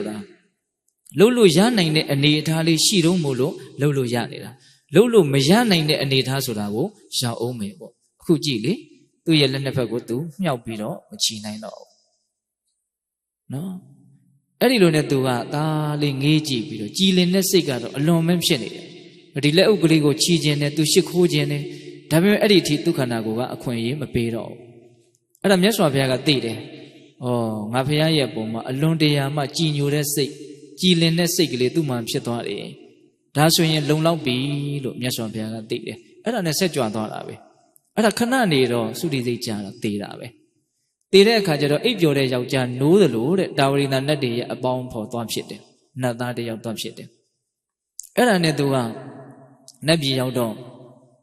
ငါဘယ်ဘဝကလာတော့ဘယ်ဘဝကလာတာပဲသိတယ်ပေါ့သိတော့ငါအဖေတော်တော်နှမျောတဲ့လူခုဘာတွေများလုံနေတုံးလို့ကြည်တော့သူ့ရဲ့အလောင်းကိုမြုပ်နှံထားရတင်ညာကုန်းမှာလက်နှစ်ဖက်ကိုမြှောက်ပြီးတော့ငါချစ်တဲ့တူရီတော်သားလေးအခုဘယ်များရောက်နေလဲဘလို့များတူရပါမလဲဆိုတော့အတင်းငိုနေတယ်တဲ့တခါကြီးကအဲ့ဒါနဲ့ကြည်စံဈေးကုလို့ရတော့ကတော့ဈေးမကုပါပဲနဲ့တေးသွားပြီဆိုတော့မှတင်ညာကုန်းသွားပြီးတော့ငိုးနေတဲ့ဒီပုံနာကိုငါသွားပြီးတော့ပညာပြအောင်မယ်ဆိုပြီးတော့အဲ့ဒီမထကုံတလီလူလင်ကဖြစ်ခဲ့တဲ့နတ်သားကအရင်ဘဝကမထကုံတလီနဲ့ပုံတရံလေးနည်းနည်းတူအောင်ဖန်ဆင်းပြီးတော့အဲ့ဒီနာမှာသူကလည်းအပြိုင်လက်နှစ်ဖက်ကိုမြှောက်ပြီးတော့ငိုတယ်တဲ့အဲ့လိုငိုတဲ့အခါကျတော့အရိဏပုပ္ပကပုံနာကဒီတင်ချိုင်ကုန်းဒီတောထဲမှာငါတယောက်တည်းငိုနေတယ်မှတ်တယ်ဒီကုံလေးကဘာလို့ငိုနေလဲပေါ့အဲ့ဒါနဲ့ကြည့်တော့သူသားလေးနဲ့တူတယ်ဆိုတာလည်း तू သိတယ်ဒါပေမဲ့သူသားကတေသွားပြီဆိုတာလည်း तू သိတော့သူသားမဟုတ်ဘူးလို့လည်းပဲ तू သိတယ်အဲ့ဒါနဲ့မြစ်တာကတော်တော်ဖြစ်နေတယ်ပေါ့သူသားနဲ့တူတာဆိုတော့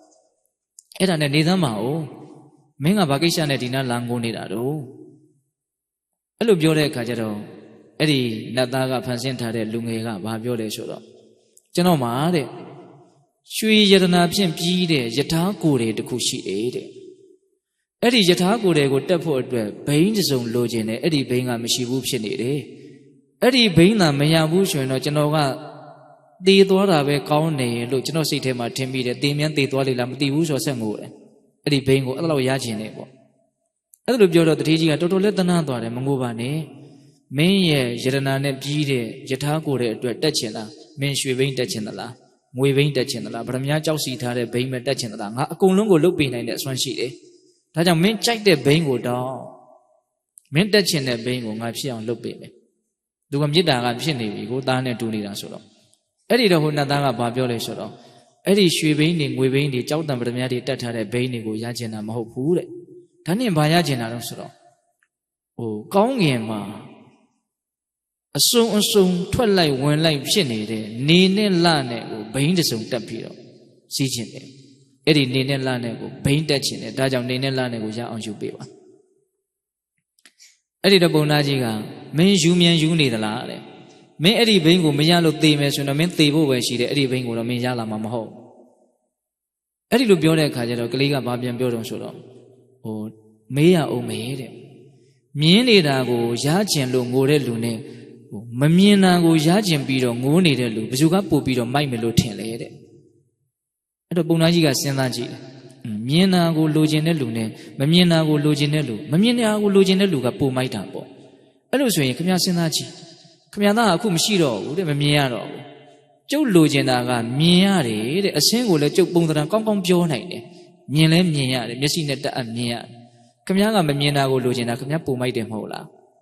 းအဲ့ဒီတော့မှပုံသားကြီးကဟာမင်းမစုလေပေါ့မင်းဟာနတ်လားလူလာ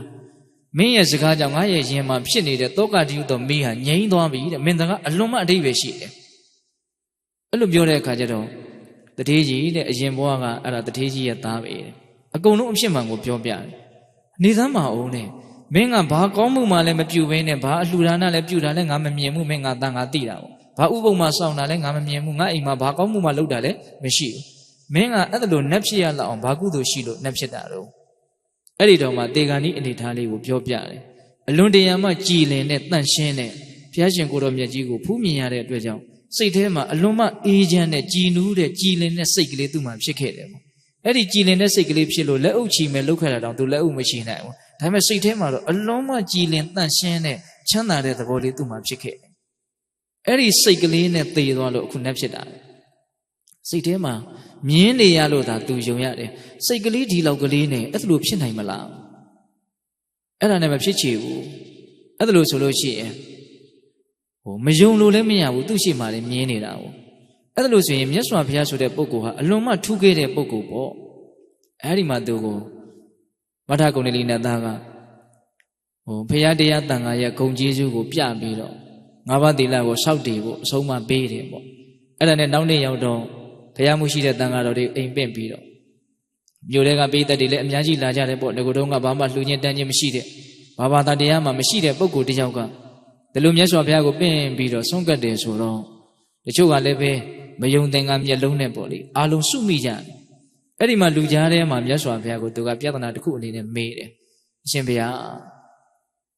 ရားကိုကြည်ကြည်လင်လင်ကြည်ညိုတဲ့စိတ်ကလေးကြောင့်တတ္တဝါတူတယောက်ဟာနတ်သွားဖြစ်နိုင်တယ်ဆိုတာအဲ့ဒါဖြစ်နိုင်လားတဲ့အဲ့ဒီလိုမေးတော့မြတ်စွာဘုရားကတကားကြီးကိုယ်တိုင်ပဲသင်္ချိုင်းကုန်းမှာတွေ့ခဲ့ပြီမဟုတ်လားတဲ့တင့်ရတာမထကုဏ္ဏလိတင့်ကိုဘာတွေလာပြောတယ်အဲ့ဒီမှာသူတို့နှစ်ယောက်အချီချပြောတဲ့စကားတွေကအလွန်လည်းပဲမှတ်သားစရာကောင်းပါလေအဲ့ဒါတွေကိုမြတ်စွာဘုရားကတလုံးမကြံအကုန်ပြန်ပြောနော်အဲ့ဒါလိုပြောတော့မှဘေးကပိဋကလည်းအလွန်မှအံ့ဩတယ်တချို့ကလည်းမယုံညံ့ဘူးပေါ့အဲ့ဒါလိုမယုံတဲ့ပုံကိုယ်တွေလည်းရှိနေတော့မြတ်စွာဘုရားကမထကုဏ္ဏလိနတ်သားလာရောက်ပြီးတော့တက်သေးခံစေတည်းလို့အဓိဋ္ဌာန်တယ်လို့ဆိုတယ်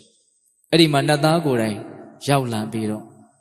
့ဒီကောင်းမြတ်တဲ့စိတ်ကလေးကိုအခြေခံပြီးတော့ဒီအကျိုးကျေးဇူးကိုသူရပါတယ်ဆိုတာကိုပိဋကတ်တွေကိုလာပြီးတော့ပြောတယ်တဲ့ဒါကလည်းပဲအလုံးမအံ့ဩစရာကောင်းတဲ့ကိစ္စပါနော်အဲ့ဒီမှာမြတ်စွာဘုရားယခုနကဦးဇင်းတို့စောစောကရွတ်ခဲ့တဲ့ဂါထာလေးကိုမြတ်စွာဘုရားရောက်ရှိလာတဲ့ပိဋကတ်ကိုဥတည်ပြီးတော့ဟောပြတယ်မနောပုပ္ပင်ကမဓမ္မမနောတိဋ္ဌမနောမေယမနတ္တစီပတန်နေနဘာတတိဝါကတောတိဝါတတောနံဒုက္ခမနွေတိဆာယဝအနုပါယိနိနော်ကြည်လင်တဲ့စိတ်ကလေးနဲ့ပြုမယ်ပြောမယ်ဆိုလို့ရှိရင်အဲ့ဒီပုဂ္ဂိုလ်ရဲ့နောက်ကိုချမ်းသာဒုက္ခတွေဟာအစဉ်လိုက်လာတယ်ကိုယ့်ရဲ့အရေးဟာကိုယ့်ရဲ့နောက်ကအမြဲတမ်းလိုက်နေတယ်လို့မျိုးဆိုပြီးတော့မြတ်စွာဘုရားဟောအဲ့ဒီဂါထာရဲ့အဆုံးမှာကျွတ်တန်းဝင်ကြတဲ့တတ္တဝါတွေလည်းအများကြီးဆိုပြီးတော့ဒါမှတ်တမ်းတင်ထားတာရှိတယ်ပေါ့အဲ့တော့ဦးဇင်းတို့ပိဋကပေါင်းတော်ကောင်းတို့ဒုတိယမှတ်သားရမယ့်အချက်ကလောကကြီးမှာကောင်းမြတ်တဲ့စိတ်တွေချမ်းသာဒုက္ခဒီဟုသောအကျိုးကျေးဇူးကိုရတဲ့နေရာမှာအလွန်မှဗราဏကြတဲ့အကြောင်းတရားလို့ဒါကိုနားလည်ကြဖို့ဟုတ်ရဲ့လားနားလည်ပြီးသားတော့ဖြစ်မှာပါပို့ပြီးတော့ယုံကြည်မှုတရားကိုထက်သန်စေဖို့ဒါဦးဇင်းတို့ပြောပြတယ်နော်အဲ့တော့စိတ်တော်စိတ်ပဲယခုနကစိတ်ကမကောင်းတဲ့စိတ်အခုစိတ်ကမှလည်းကောင်းတဲ့စိတ်မကောင်းတဲ့စိတ်ကကြီးထွားလာပြီဆိုရင်မကောင်းတဲ့အပြောတွေအပြုတ်မှုတွေကိုဖြစ်စေမယ်ပေါ့ဒါဆိုရင်ဆင်းရဲဒုက္ခတွေကိုရလိမ့်မယ်ကောင်းမြတ်တဲ့စိတ်ကကြီးထွားလာပြီဆိုလို့ရှိရင်ကောင်းမြတ်တဲ့အပြောတွေကောင်းမြတ်တဲ့အပြုမှုတွေကိုဖြစ်စေမယ်ပေါ့ဒါဆိုရင်ချမ်းသာတဲ့အကျိုးတွေကိုရစေမယ်ပေါ့ဒါကြောင့်ဦးဇင်းတို့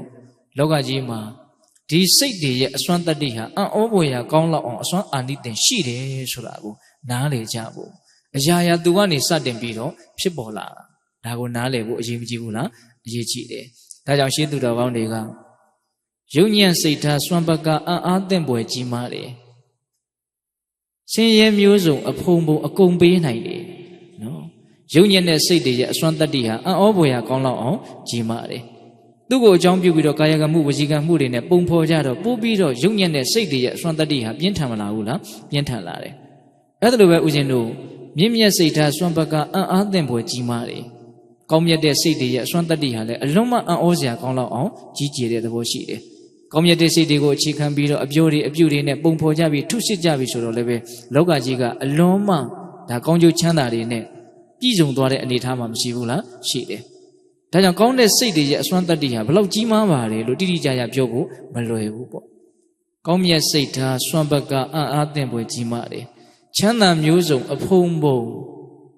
နော်အကုန်ပေးနိုင်တယ်ပေးတယ်ဆိုတဲ့စကားလေးကတော့အလွန်စိတ်ဝင်စားစရာကောင်းတယ်ဆင်းရဲမျိုးစုံအဖုံးပုံအကုန်ပေးနိုင်တယ်အဲ့ဒါကတော့မကောင်းတဲ့စိတ်ရဲ့အစွမ်းတတ္တိလောကကြီးမှာဆင်းရဲဒုက္ခတွေရနေတာဟာအရင်စစ်လိုက်ရင်ဒီမကောင်းတဲ့စိတ်ကိုခြေခံနိုင်ကြည့်ပါပဲလောကကြီးမှာချမ်းသာဒုက္ခတွေရနေတယ်အရင်စစ်လိုက်ရင်ဒီကောင်းတဲ့စိတ်မှာအခြေခံနေဆိုတာကိုတွေ့ရတယ်ဒါကြောင့်ဦးဇင်းတို့ဒီကနေ့ခေတ်တချို့နိုင်ငံတွေအလွန်မှချမ်းသာတဲ့အဆင်မြင့်ကြတယ်ရှိတယ်နော်ဘာသာတရားမတူပေမဲ့လို့သူတို့မှာအလွန်မြင့်မြတ်တဲ့စိတ်တွေရှိနေတယ်ဆိုတာကိုသိနိုင်တယ်နော်ဗုဒ္ဓဘာသာဖြစ်တိုင်းစိတ်ကောင်းနှလုံးကောင်းတွေရှိမယ်လို့ပြောလို့မရဘူးဟုတ်ရဲ့လားအဲ့တော့တကယ်တမ်းကဘာသာတရားတစ်ခုကချမ်းသာခြင်းဆင်းရဲခြင်းကိုပြုမှုတယ်ဆိုတာထက်နော်စိတ်ကောင်းစိတ်မကောင်းကသာလည်းချမ်းသာခြင်းဆင်းရဲခြင်းကိုပြုမှုတယ်ဆိုတာခုဒီမှာမတွေ့ရဘူးလားကောင်းတဲ့စိတ်ဖြစ်ရင်တော့ဘယ်ဘာသာဝင်ပဲဖြစ်ဖြစ်ဒါကောင်းတဲ့အကျိုးကိုရမှာပဲလေဟုတ်တယ်မဟုတ်လားမကောင်းတဲ့စိတ်တွေဖြစ်မိရင်တော့ဘယ်ဘာသာဝင်ပဲဖြစ်ဖြစ်မကောင်းတဲ့အကျိုးကျေးဇူးတွေကိုရမှာပဲသို့တော့ဦးဇင်းတို့ဗုဒ္ဓဘာသာတွေကတော့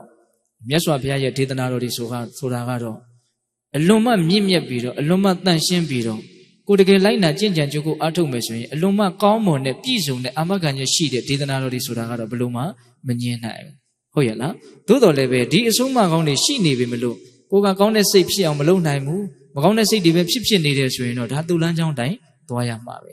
ဒါကိုနားလည်ဖို့မလိုဘူးလားလို့တယ်နော်အဲ့တော့ဦးဇင်းတို့ဏိဂုံးချုပ်ဒီအချက်တစ်ချက်ကိုပြောပြီးတော့ဘာပြောချင်လဲဆိုတော့အဲ့ဒီယုံညံ့တဲ့စိတ်တွေနည်းသွားပြီးတော့ကောင်းမြတ်တဲ့စိတ်တွေများလာအောင်ဘယ်လိုလုပ်မလဲဆိုတဲ့အချက်ကလေး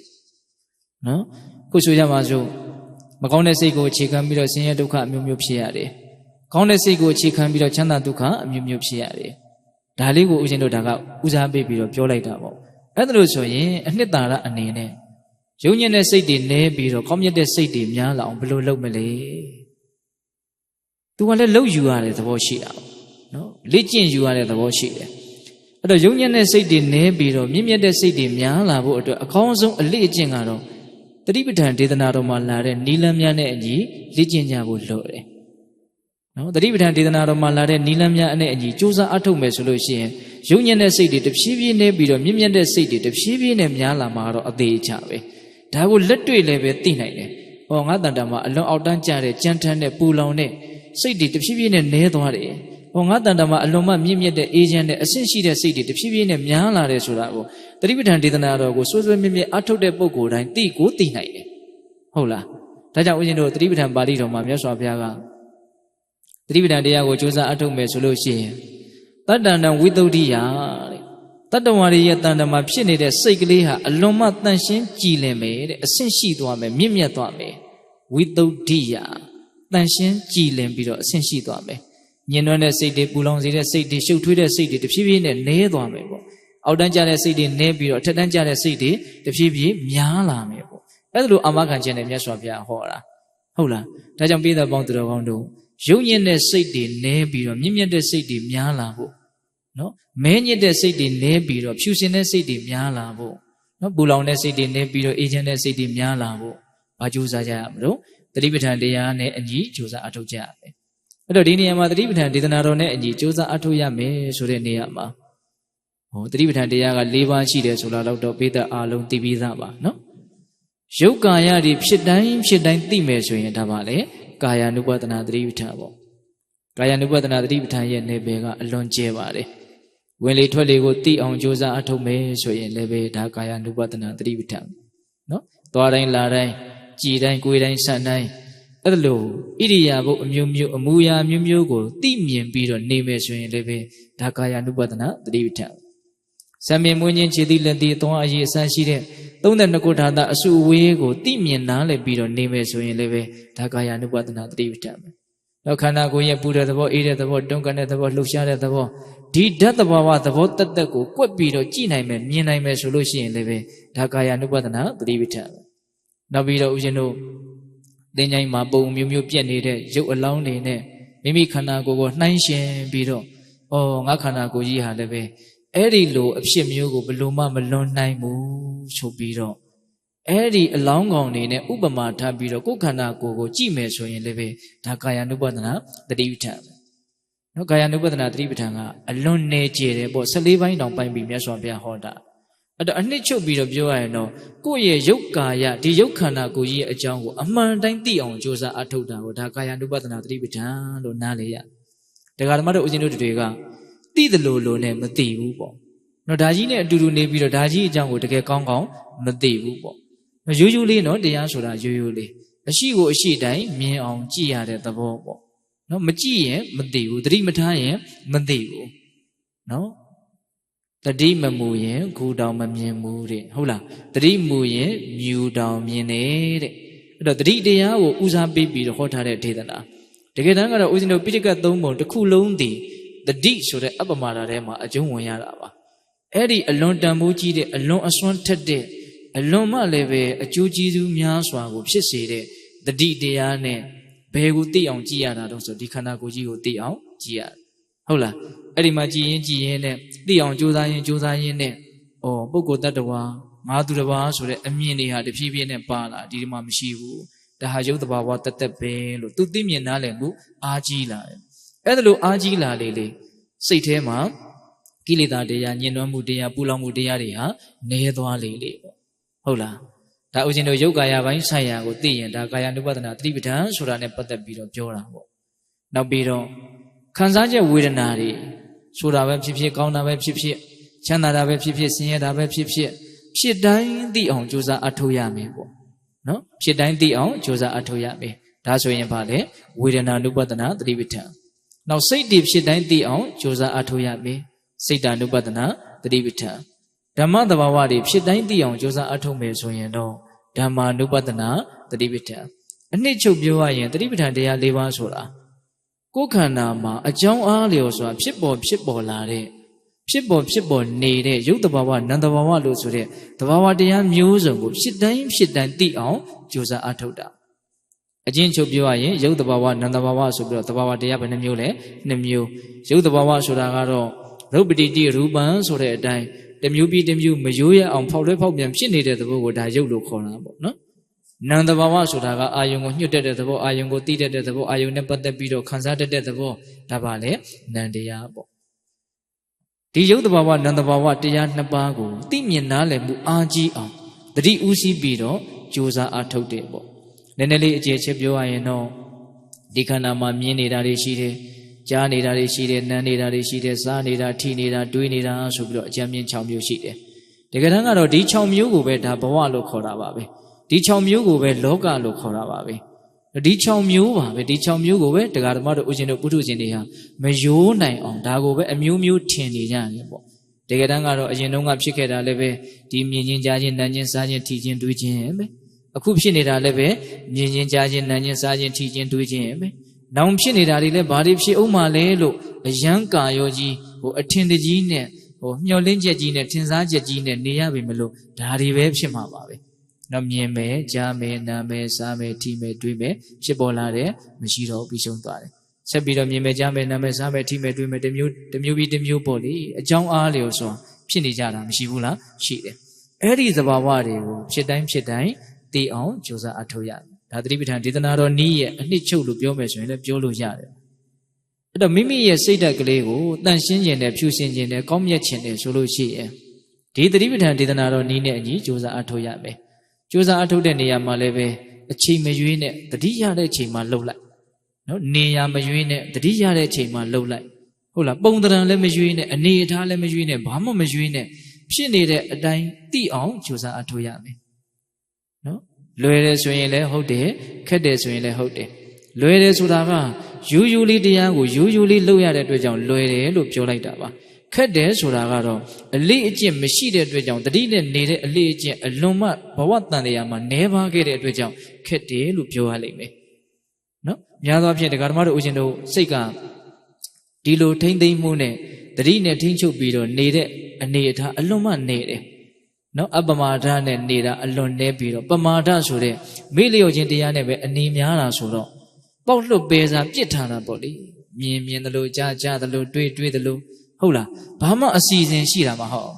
နေခြင်းတယ်လို့နေတာလို့ပဲပြောကြပါစို့ဟုတ်လားဘာမှကိုယ့်ကိုစီကန်းနဲ့ထိမ့်သိမ့်ပြီးတော့ငါဒါဘာမှဖြစ်เสียရဘူးညာမဖြစ်เสียရဘူးဆိုတော့အဲ့လိုအတွေ့မျိုးသိပ်ပြီးတော့မရှိဘူးနော်ငါလိုချင်စရာနဲ့တွေ့ရင်လောဘမဖြစ်เสียရဘူးမကျေနပ်စရာနဲ့တွေ့ရင်ငါဒေါသမဖြစ်เสียရဘူးလို့ဒီလိုတတိလောက်တောင်မှတခါတရံဖြစ်ခဲတယ်နော်ထားခဲတယ်ပေါ့အဲ့တော့လိုချင်စရာနဲ့တွေ့ရင်လောဘဖြစ်မှာပဲမကျေနပ်စရာနဲ့တွေ့ရင်ဒေါသဖြစ်မှာပဲကိုယ့်အစီအစဉ်တိုင်းသွားနေတာမဟုတ်သူ့အစီအစဉ်တိုင်းသွားနေတဲ့သဘောမျိုးပေါ့ဘဝမှာနေနေတာတူကိုဒါဒီတိုင်းပဲနော်အဲ့ဒါလိုနေခဲ့တဲ့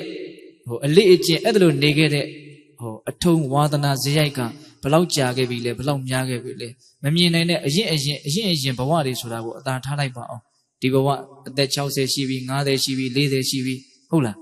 းဘယ်လိုနေခဲ့တဲ့အနေထားကများမယ်လို့ထင်တယ်မေရောပေါ်ဆဆနေခဲ့တဲ့အနေထားကများတယ်တိတ်ကြမ်းဆူသွန်းကြီးနေတာကိုဆိုလိုတာမဟုတ်ဘူးနော်အဲ့ဒါမျိုးလည်းပဲတချို့ရှိတာပေါ့ဟုတ်လားသို့တော်လည်းပဲတတိကလေးနဲ့အတိအမှတ်ပြုတ်ပြီးတော့ထိမ့်သိမ့်လေးဂယုစိုက်ပြီးတော့အာယုံပြုတ်ပြီးတော့နေတယ်ဆိုတာအလွန်မှရှားတယ်တကယ်မှဖြစ်တယ်လို့လေးနေတာထိုင်တာလို့လေးနေခြင်းတယ်လို့လေးနေလိုက်ပမာဒနဲ့နေတယ်ပေါ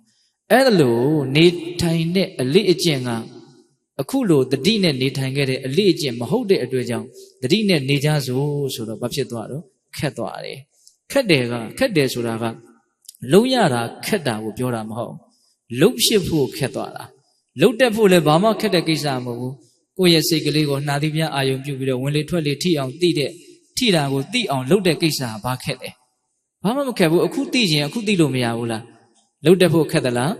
မခက်ဘူးဘာခက်တုံးဆိုတော့ခဏဒီနားမှာနေဆိုတော့ဟောခက်သွားပြီဟုတ်တယ်မို့လားလှုပ်တက်ဖို့မခက်ဘူးလှုပ်ဖြစ်ဖို့ခက်နေတာသဘောပေါက်ရဲ့လားဘာလို့လှုပ်ဖြစ်ဖို့ခက်နေတာလဲဆိုတော့စိတ်ကဟိုဘက်ကြီးဆွဲချသွားတယ်သူအလေးကျင့်ပါတဲ့ဘက်ကိုကြီးသွားနေတယ်ပေါ့ဟုတ်လားဒါကြောင့်ပိဿပေါင်းတော်ကောင်းတို့တတိယတိုင်းလုံးတာကိုရည်ရွယ်ပြောတာတခုခုငါဖျားရှိကိုသွားထိုင်လိုက်တော့မှထိုင်တော့မယ်လို့အဲ့လိုမျိုးဆုံးဖြတ်ချက်ချမထားနဲ့ပေါ့ဖျားရှိသွားထိုင်တာလည်းအလွန်ကောင်းပါတယ်တတ်မလှုပ်တဲ့အတွက်ကြောင့်သို့သောအဲ့ဒီလိုလှုပ်တဲ့အချိန်ကလှုပ်တဲ့အချိန်ပေါ့လေဟုတ်လားကြံတဲ့အချိန်တွေထဲမှာလည်းပဲသွားရင်ဖြစ်စေလာရင်ဖြစ်စေပြောရင်ဆိုရင်စားရင်တောင်းရင်ဘတ်စကားစီးရင်ဒါမှမဟုတ်ကားစီးရင်အလွန်လှုပ်လို့ကောင်းမယ်ပေါ့လမ်းမှာကားတွေကလည်းကြက်ပါပြီးတော့ ਨੇ ဟုတ်လားအချိန်ကြီးရနေတာမရှိဘူးလားဘာမှဒါလှုပ်နေတာမရှိဘူးအဲ့ဒီအချိန်မှာကိုတိနေမယ်ဆိုရင်မဖြစ်ဘူးလားဖြစ်တယ်ဒါကြောင့်ပိဿပေါင်းတော်ကောင်းတို့ဒီမြင့်မြတ်မှုဆိုတာလေးကဒီတတိကိုအခြေခံမှသာလေနိမန်လမ်းမှာရနိုင်တယ်ပေါ့ဒါကြောင့်ဦးဇင်းတို့ယုံညံ့တဲ့စိတ်တွေဖြစ်ပေါ်နေတဲ့နေရာမှာမြင့်မြတ်တဲ့စိတ်တွေအစားထိုးနိုင်ဖို့အကောင်းမြတ်ဆုံးနည်းဟာဒီတတိနဲ့နေတဲ့နည်းလို့ရှင်းလင်းလွယ်ကူကူနားလည်ထားကြဖို့မလိုဘူးလားလိုပါတယ်ဟုတ်ရဲ့လားဒါကြောင့်ပိဿပေါင်းတော်ဒီကနေ့ဦးဇင်းကတရားကို၃ပိုင်းလောက်ပိုင်းပြီးတော့ပြောလိုက်တယ်နော်လောကကြီးမှာဆင်းရဲနေကြတာအစင်မပြေဖြစ်နေကြတာဒုက္ခဖြစ်နေကြတာအမျိုးမျိုးပေါ့လေအဲ့ဒါဒီအကုန်လုံးကိုဦးဇင်းတို့အကြောင်းရှာလိုက်မယ်ဆိုရင်ယုံညံ့တဲ့ကာယကံဝစီကံမနောကံတွေဆိုတာကိုသွားတွေ့ရတယ်ယုံညံ့တဲ့ကာယကံဝစီကံမနောကံဆိုတာကအတိတ်ကာလအတိတ်ဘဝကယုံညံ့တဲ့ကာယကံဝစီကံမနောကံတွေရှိသလိုအခုဒီဘဝမှာတင်ဖြစ်တဲ့ကာယကံဝစီကံမနောကံယုံညံ့တာတွေကမရှိဘူးလားကိုယ့်ရဲ့အပြောမတည့်လို့ကိုယ့်ရဲ့အလုပ်မတည့်လို့ကိုယ်ဒုက္ခရောက်ရတာတွေမရှိဘူးလားထင်ရှားနေတာပဲလေဟုတ်တယ်မဟုတ်လားဒါကြောင့်တတ္တဝါတွေကိုကံကစီမံတယ်ဆိုတာကံဆိုတာကိုကောင်းကောင်းနားလည်ဖို့လိုတယ်ကံဆိုတာတစုံတစ်ခုကတကိုးနဲ့ဖန်တီးလိုက်တယ်လို့မျိုးကံစမ်းပဲနှိုက်လို့ဟုတ်လားမဲပေါက်တယ်လို့မျိုးမဲမပေါက်တယ်လို့မျိုးကိုပြောတာမဟုတ်နော်ဟုတ်တယ်မဟုတ်လား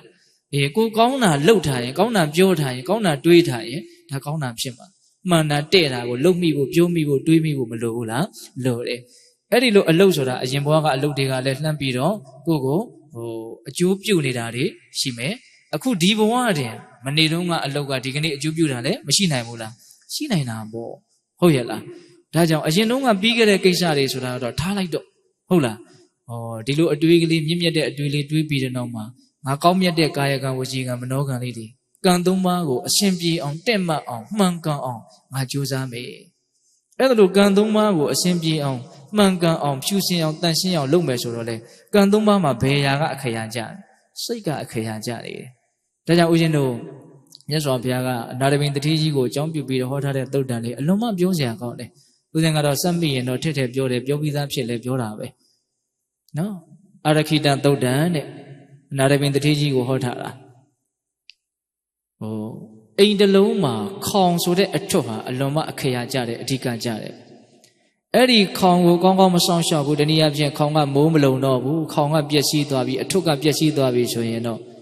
့ဒီအိမ်ကြီးရဲ့အချင်းရနယ်တွေရောအကာတွေရောအခင်းတွေရောတိုင်တွေရောအဲ့ဒါတဖြည်းဖြည်းနဲ့မိုးရီတွေဆူရွှဲပြီးတော့ဆွေးမြစ်ပြီးတော့အကုန်လုံးဟာပြိုလဲသွားမှာပဲဟုတ်တယ်မဟုတ်လားဒီခေါင်ပျက်စီးတာနဲ့ကြံတာဟာအနှင်းနဲ့အမြန်ထိုးစလို့ပျက်စီးမသွားဘူးလားပျက်စီးသွားတယ်ဒါပဂတိအိမ်ကြီးပေါ့နော်ဦးဇင်းတို့ဒီခန္ဓာအိမ်ကြီးမှာလည်းပဲစိတ်ဟာခေါင်နဲ့တူတယ်နော်စိတ်ဟာဘာနဲ့တူတယ်ခေါင်နဲ့တူတယ်ဒီခန္ဓာကိုယ်ကြီးကိုကာယကံဝစီကံမနောကံဆိုတော့ကံသုံးပါးအမူအရာတွေနဲ့ဒီခါဓမ္မတို့ဦးဇင်းတို့အမြဲတမ်းအချိန်နဲ့မျှလှုပ်ရှားနေကြတာမဟုတ်လားနော်လှုပ်ချင်လှုပ်နေမယ်ပြောချင်ပြောနေမယ်သို့မဟုတ်တွေးတယ်ဆိုတာကတော့အမြဲတမ်းလို့ရှိနေတယ်ပေါ့အဲ့ဒီကာယကံဝစီကံမနောကံဆိုတဲ့ကံသုံးပါးဟာဘယ်သူကသူ့ကိုထိန်းချုပ်နေလဲဆိုတော့ဒီစိတ်ဆိုတာကထိန်းချုပ်နေတယ်ဒါကြောင့်စိတ်ဆိုတဲ့ခေါင်ကိုကောင်းကောင်းမိုးထားဖို့လိုတယ်တဲ့မြတ်စွာဘုရားကစိတ်ဆိုတဲ့ခေါင်ကိုကောင်းကောင်းမိုးမထားဘူးကောင်းကောင်းစောင့်ရှောက်မထားဘူးဆိုရင်တော့စိတ်တွေအရခိတွေကာယကမ္မံပြီးအရခိတံဟောတိဝစီကမ္မံပြီးအရခိတံဟောတိမနောကမ္မံပြီးအရခိတံဟောတိတဲ့နော်စိတ်ကိုကောင်းကောင်းမစောင့်ရှောက်ဘူးဆိုရင်ကာယကံကိုလည်းစောင့်ရှောက်တယ်လို့မဆိုနိုင်ဘူးဝစီကံကိုလည်းစောင့်ရှောက်ထားတယ်လို့မဆိုနိုင်ဘူးမနောကံကိုလည်းစောင့်ရှောက်ထားတယ်လို့မဆိုနိုင်ဘူးတဲ့အဲ့ဒါလို့ကာယကံဝစီကံမနောကံကိုစောင့်ရှောက်မထားဘူးဆိုရင်တော့အဲ့ဒီကာယကံဝစီကံမနောကံတို့သည်ရာဂဒေါသမောဟစရှိတဲ့ကိလေသာတည်းဟူသောမိုးရီတို့ဖြင့်ဆူဆွတ်သွားလိမ့်မယ်တဲ့ဟုတ်လားအဲ့ဒါလို့ကိလေသာတည်းဟူသောမိုးရီတို့ဖြင့်ဆူဆွတ်ပြီဆိုရင်တော့ဒုစရိုက်မှုတည်းဟူသောပုတ်ဆွေးမှုဖြင့်ပုတ်ဆွေးသွားလိမ့်မယ်တဲ့ဟောအစပြောတာလေးကအလုံးစိတ်ဝင်စားတဲ့အကောင်းတယ်နော်ရာဂဒေါသမောဟတည်းဟူသောကိလေသာမိုးရီဖြင့်ဆူဆွတ်ပြီဆိုရင်ဒုစရိုက်မှုတွေနဲ့ပုတ်ဆွေးသွားလိမ့်မယ်နော်ဆိုကြပါစို့သူများတက်တယ်သူများဥစားခိုးတယ်ဆိုတာကလောဘဒေါသမောဟတစ်ခုခုကိုအကြောင်းပြုပြီးတော့ဖြစ်ရတာပဲလေအစာတွေကလောဘဒေါသမဖြစ်ဘူးဆိုရင်ဒုစရိုက်မှုဖြစ်เสียအကြောင်းရှိလားမရှိဘူးဟုတ်လားကိလေသာမိုးရင်ဖြင့်အရင်ဆွဆွတ်ပြီးတော့မှဒုစရိုက်မှုတွေဖြင့်ပုတ်ဆွေးသွားကြရပုတ်ဆွေးပြီးပြီဆိုတော့မှပြိုလဲသွားရဟုတ်လားအဲ့တော့ပြိုလဲတယ်ဆိုတာဘာလဲဆိုတော့သေပြီးတဲ့နောက်မှာမကောင်းတဲ့ယုံညံ့တဲ့ဘဝတွေကိုရမ်းသွားတာနဗတ္တကံမရဏဟောတိတဲ့ကောင်းမြတ်သောသေခြင်းဖြင့်မသေးနိုင်ဘူးတဲ့စိတ်ကိုမဆောင်ရှောက်တဲ့ပုဂ္ဂိုလ်သည်ကာယကံဝစီကံမနောကံကိုမဆောင်ရှောက်တဲ့အတွက်ကြောင့်မဆောင်ရှောက်ရာရောက်တဲ့အတွက်ကြောင့်ကိလေသာတည်ဟူသောမိုးရီတွေဖြင့်ဆွတ်ပြီးတော့ဒုစရိုက်မှုတွေတည်ဟူသောပုတ်ဆွေးမှုတွေဖြင့်ပုတ်ဆွေးပြီးတော့နော်မကောင်းသောသေခြင်းဖြင့်သေပြီးတော့မကောင်းတဲ့ဘဝတွေကိုရောက်သွားလိမ့်မယ်ဒါဘဝကြီးကိုဦးဇင်းတို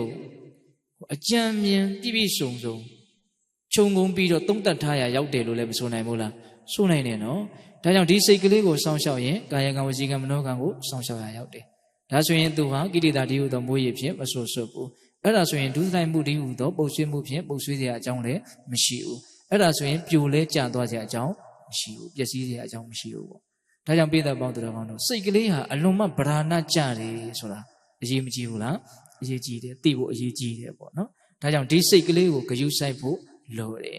်ဒီစိတ်ကိုစောင့်ရှောက်ဖို့ထိန်းသိမ်းဖို့လိုတယ်ဒါကြောင့်ဦးဇင်းကတရားကောင်းစဉ်ကိုစိတ်တန်လင်ဗราဏလို့ပြောလိုက်တော့နော်အဲ့ဒီစိတ်တန်လင်ဗราဏဆိုတဲ့ဗราဏကြတဲ့ဒီစိတ်ကိုဘလို့ထိန်းသိမ်းမယ်လဲဘလို့ကာကွယ်မယ်လဲဘလို့စောင့်ရှောက်မလဲဆိုတော့အတုမဲ့နီလန်းကတော့တတိပဲဟုတ်လားဒါကြောင့်အဲ့ဒီတတိဆိုတာ ਨੇ ပတ်သက်ပြီးတော့ဒါဦးဇင်းကစောစောကတတိပဋ္ဌာန်တရားတော်ကိုအနှစ်ချုပ်ပြီးတော့ပြောပြဟုတ်လားဒါဒီကနေ့ဦးဇင်းတို့တနာရီ15မိနစ်လောက်အချင်းယူပြီးတော့ပြောလိုက်တဲ့တရားစကားတွေကိုအနှစ်ချုပ်မယ်ဆိုလို့ရှိရင်နော်ဆင်းရဲတာတွေမှန်တယ်မြတ်ဟာမကောင်းတဲ့စိတ်ကိုအခြေခံပြီးတော့ဖြစ်ကြတာမကောင်းတဲ့စိတ်တွေကိုအခြေခံပြီးတော့ပြုမယ်ပြောမယ်ဆိုရင်တော့ဆင်းရဲဒုက္ခတွေကအစဉ်အမြဲလိုက်လိမ့်မယ်ဝင်ဆောင်နွားလားခြေရာရဲ့နောက်ကိုလှေးပိညာဟာအစဉ်လိုက်တယ်လို့မျိုးတဲ့စကုပါလမထေကိုအကြောင်းပြုပြီးတော့ဟောခဲ့နော်နောက်ချမ်းသာတာတွေအစဉ်ပြေတာတွေအကုန်လုံးတည်ကောင်းမြတ်တဲ့စိတ်ကိုအခြေခံပြီးတော့ဖြစ်ကြရတာကောင်းတဲ့စိတ်ကိုအခြေခံပြီးတော့ပြုမယ်ပြောမယ်ဆိုရင်တော့ချမ်းသာဒုက္ခတွေကအစဉ်လိုက်လိမ့်မယ်မိမိရဲ့နောက်ကိုအရေးဟာအစဉ်အမြဲလိုက်နေသလိုမျိုးတဲ့မထကုန္ဒလီနတ်သားကိုအကြောင်းပြုပြီးတော့ဟောခဲ့တယ်ဒါကြောင့်ပိဿပေါင်းတော်ကောင်းတို့မြင့်မြတ်စိတ်ထားစွမ်းပကအံ့အားသင့်ဖွယ်ကြီးမားတယ်ချမ်းသာမျိုးစုံအဖုံဖုံအကုန်ပေးနိုင်တယ်တစ်ချက်နော်ယုံညံ့စိတ်ထားစွမ်းပကအံ့အားသင့်ဖွယ်ကြီးမားတယ်ဆင်းရဲမျိုးစုံအဖုံဖုံအကုန်ပေးနိုင်တယ်ဟုတ်ရဲ့လားဘယ်သူတွေကဘာကိုပေးမလဲဆိုတာကိုသိပြီးရင်ဘယ်သူတွေကိုချင်းကပ်ရမလဲဘယ်သူတွေကိုပြစ်ခွာရမလဲဆိုတာရှင်းရောပေါ့ဟုတ်လားအေးအဲ့ဒါကနှစ်ပိုင်းနော်အဲ့ဒီလိုတွေနားလည်မှုကြီးပြီးတော့ဒီယုံညံ့မှုမကောင်းတဲ့စိတ်တွေ နေပြီးတော့ကောင်းမြတ်တဲ့စိတ်တွေမြင့်မြတ်တဲ့စိတ်တွေများလာခြင်းတဲ့စိတ်ကိုအကောင်းဆုံးဖြစ်အောင်တည်ဆောက်ခြင်းနဲ့စောင့်ရှောက်ခြင်းနဲ့ဆိုရင်တတိသည်အတူမဲ့နိလန်ဖြစ်တယ်ဟုတ်ရဲ့လားတတိပဋ္ဌာန်ဒေသနာတော်နီးနဲ့အညီတတ်နိုင်တဲ့များကျင့်သုံးဖို့မလိုဘူးလားလိုပါတယ်အချိန်မရွေးနဲ့နေရာမရွေးနဲ့ပုံသဏ္ဍာန်မရွေးနဲ့အနေအထားမရွေးနဲ့အမှတ်ရတဲ့အချိန်တိုင်းမှာဒါလေးဟာအလွန်မြင့်မြတ်တဲ့အလုပ်ကလေးသူ့ချက်မြင့်မြတ်တဲ့အလုပ်လောကမှာမရှိဘူးလို့ကိုနားလည်ပြီးတော့နော်တတိရတဲ့အချိန်တိုင်းမှာစိတ်ကလေးနဲ့အာယုံပြုတ်ပြီးတော့စိတ်ထဲမှာပေါ်လွင်ရာထင်ရှားရာကိုတိနေလိုက်ဖို့အလွန်အရေးကြီးတယ်ပေါ့ဟုတ်ရဲ့လားဘာပဲဖြစ်နေသိလို့မရဘူးလားရတယ်အဲ့ဒီဟာလေးကိုသိပြီးတော့နေရမယ်ဖြစ်တာကိုသိပြီးတော့နေရမယ်